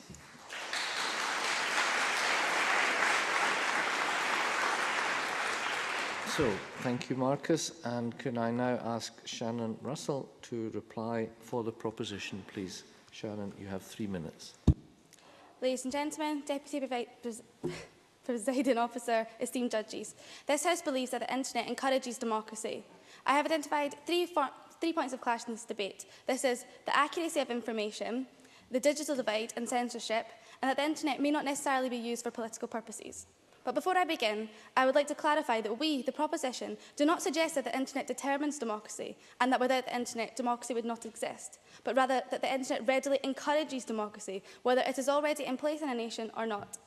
It provides people in a democratic country with a platform to communicate their ideas and to consider alternative viewpoints.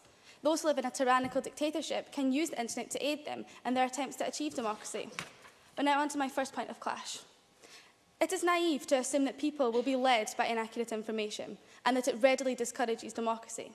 Inaccurate media, such as printed journalism, has been a feature of many forms of media for centuries, and so is not exclusive to the internet. Therefore, you cannot attribute the problem to the internet alone to suggest that it readily discourages democracy. And now on to my second point of clash. The opposition has imposed all blame of the restriction of the internet, such as Iran and China, upon the internet itself, when in actual fact it is down to the political beliefs of the undemocratic governments. It is the government who applies censorship to the internet, and therefore it is inaccurate to suggest that this is a detriment to the internet itself. The undemocratic impact of the restriction is a detrimental result of the actions of corrupt governments. Similarly, the digital divide is not a drawback of the internet itself. It is a drawback of a poor economy and other social factors, and hence is not relevant to this debate. Therefore, the opposition is not able to provide us with this argument that showcases that the internet itself, an unrestricted source of information, does not encourage democracy. And on to the third point of clash. Whilst the internet can be used for leisure and entertainment, this does not lessen its democratic impact. People can use the internet for a variety of reasons, including, but not limited to, the development of political ideas. The internet can be used for political ideas, and therefore this is democratic, whether people choose to use it or not. The most important point to note is that the internet gives people an extensive option where they can access a great deal of information, which they would not otherwise have, as no other resource offers such a great bank of information that can be readily accessed cheaply in public and so easily. Ladies and gentlemen, we have shown that the internet is a powerful force in a democracy that is still in its relative infancy, and so has a great deal of potential to encourage democracy to an even greater extent, now and in the future. We have proven that the internet offers serious benefits to democracy and that it promotes its central values, such as human rights and freedom of speech. And we have done so using concrete evidence from reliable sources. Ladies and gentlemen, I am sure we can agree that the internet encourages democracy. Thank you. Well done.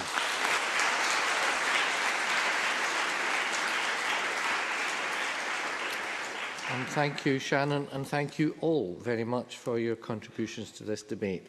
And it's been fascinating, and I'm sure we could carry on debating for many more hours. However, I must now ask the judges to adjourn and decide who will win this year's debating tournament, a daunting task.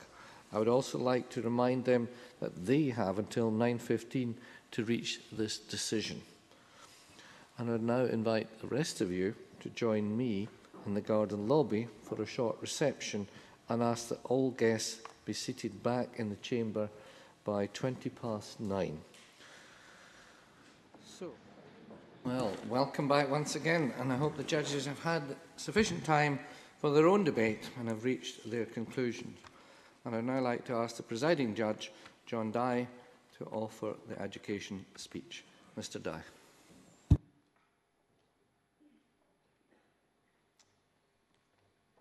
Thank you, Deputy Presiding Officer, distinguished guests, ladies and gentlemen.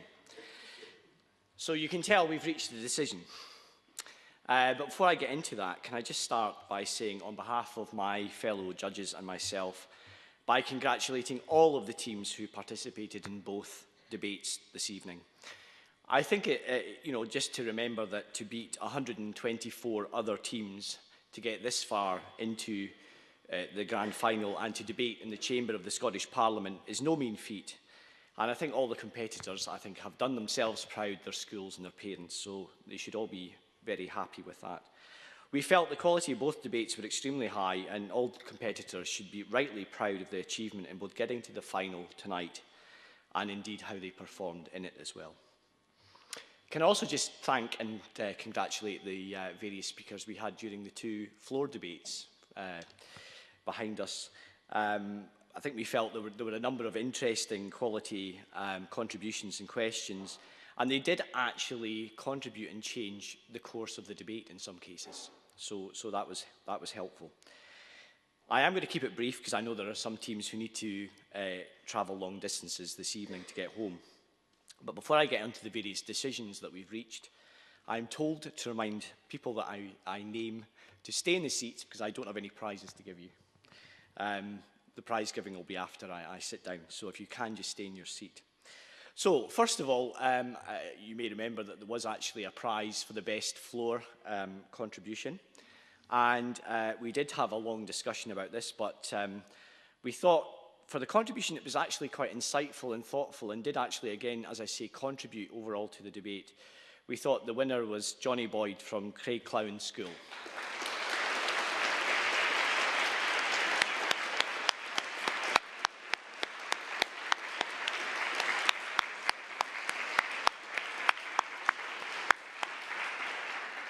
Congratulations to him.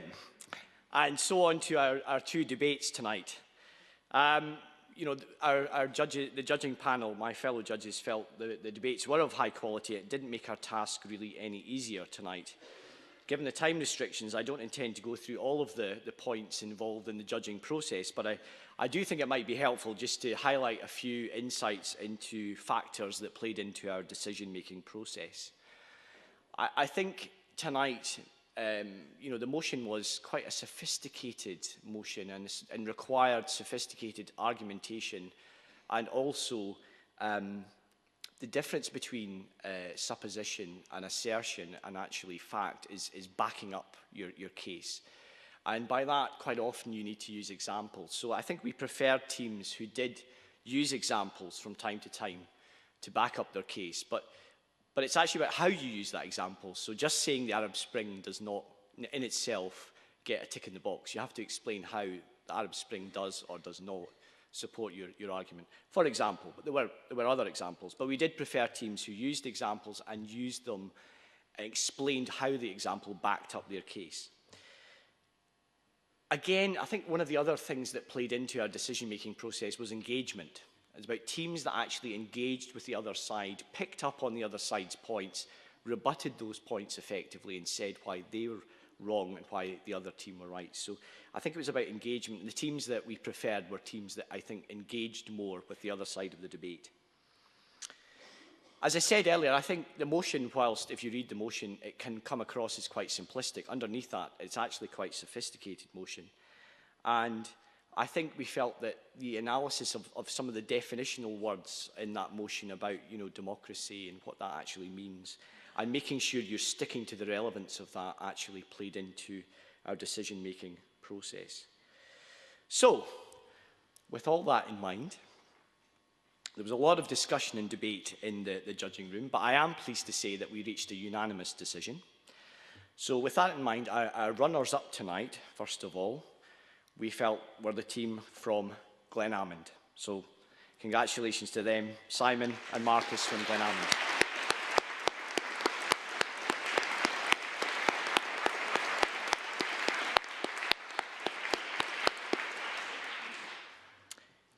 narrowly winning out tonight and becoming the winners of the Donald-Dewar Memorial Debating Competition for 2012-13 were the team from Robert Gordon's, Morag and Thomas. My congratulations to them.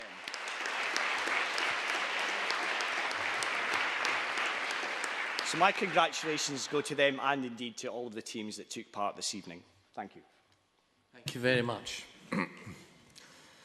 And thank you, John. And I would now like to hear from Lorna Jack, please, Chief Executive of the Law Society of Scotland, who will deliver a vote of thanks. Lorna.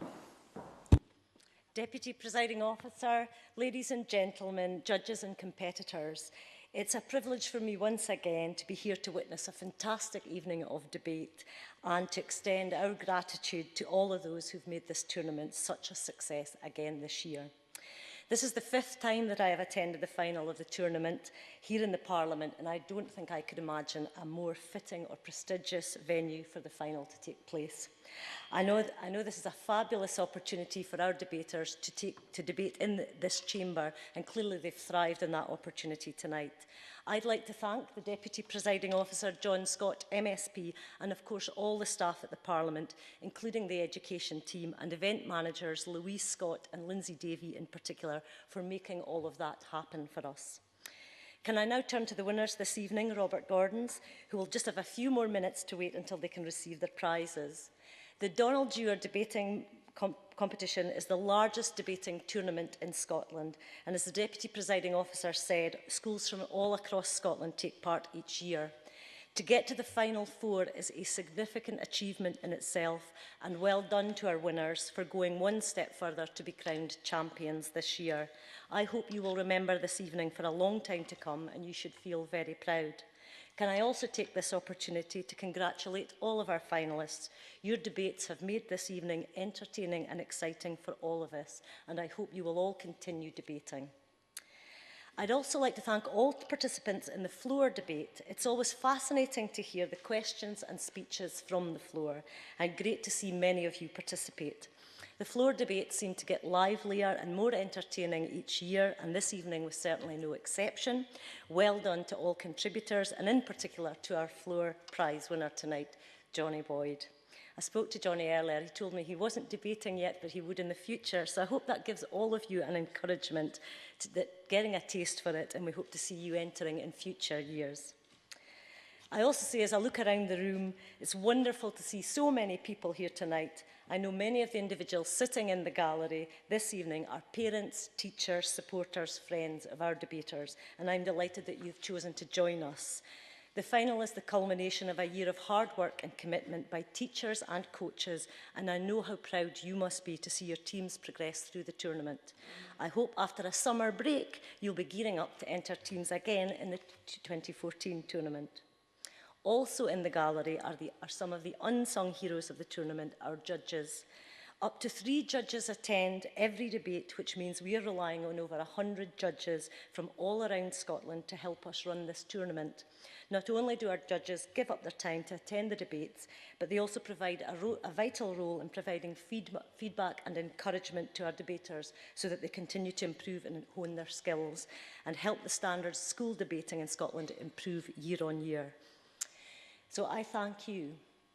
Can I particularly thank our panel of judges this evening, John, Irene, Aisa, Neil and Adam. I am always very grateful that I'm not part of the panel that has to decide, and I realise what a tough task it is that you have. After the presentation, I'm going to present you with a token of the Society's appreciation for doing such a terrific job. Normally, for people who've been here before, I give them chocolate, but for some reason this year, I'm giving you wine. So I'm not sure if that's just a suggestion of how tough it was this particular year. But thanks again to you. We really appreciate your support. We're delighted again this year to be supported by Hodder Gibson, our sponsors in the tournament, and also to the Glasgow Bar Association for donating the second prize tonight. And it's terrific to welcome both John Mitchell and Martin Hughes, who will present prizes alongside the Law Society's President, Bruce Beveridge. Thank you both for your ongoing support for this tournament.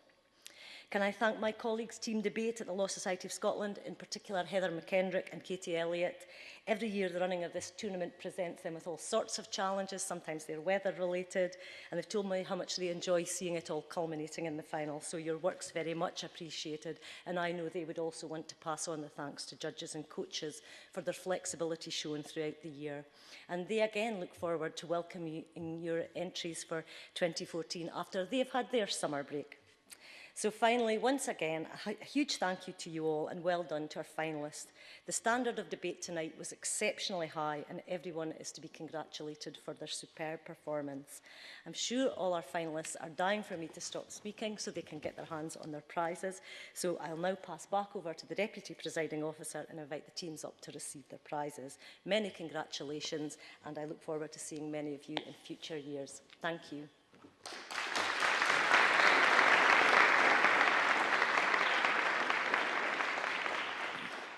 Thank you, Lorna, and of course another thanks to all the judges for their time in this debate.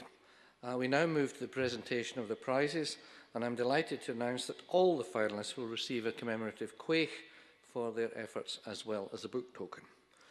The winner of the best floor speech will receive a £50 book token. The runners-up and the winning team will share £500 worth of books from the educational range supplied by Hodder Gibson, and the winning school will receive £1,000 towards their debating society, and of course the all-important tournament trophy, theirs for 1 year. I'd now like to ask Bruce Beveridge, President of the Law Society of Scotland, Martin Hughes from the Glasgow Bar Association, who have donated the second prize, and John Mitchell from Hodder Gibson Publishers, sponsors of the tournament, to come to the floor of the chamber for the prize giving, please.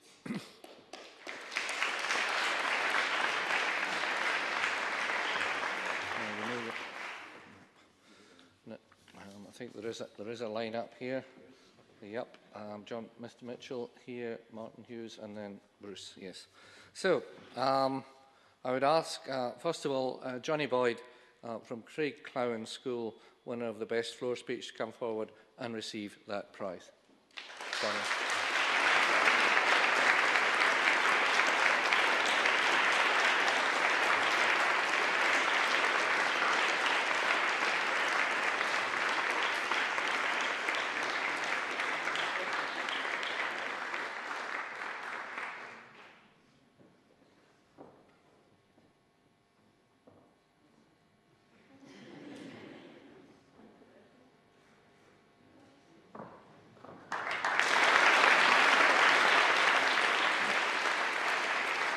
Now ask Kirkcudbright Academy and St Margaret's Academy to come forward and receive your well-earned prizes, please.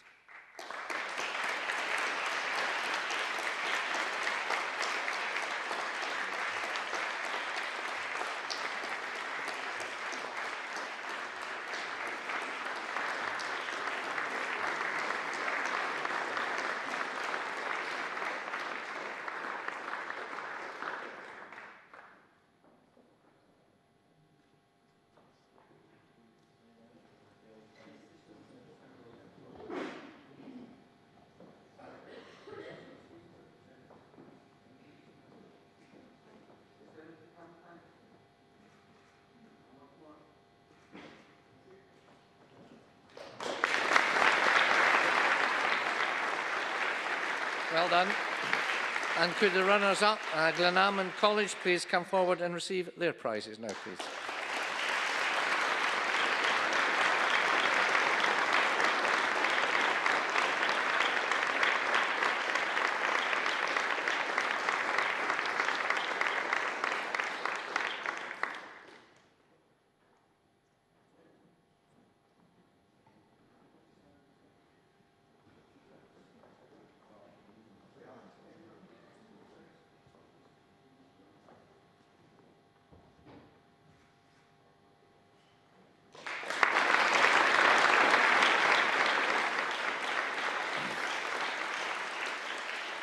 And can I now ask Robert Gordon's College to step forward and receive their prize as winners of the 2013 Donald-Dewar Memorial Debating Tournament.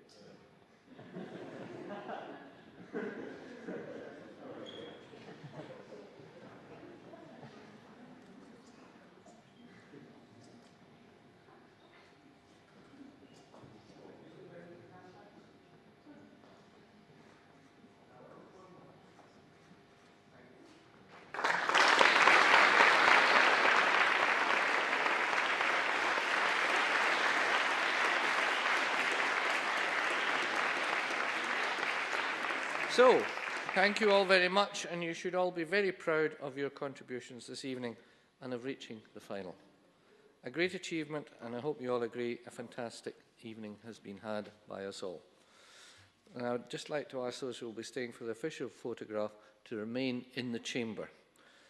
So, this has been a fantastic debate this evening, and I would like to take this final opportunity to thank everyone for participating and hope everyone enjoyed the debates.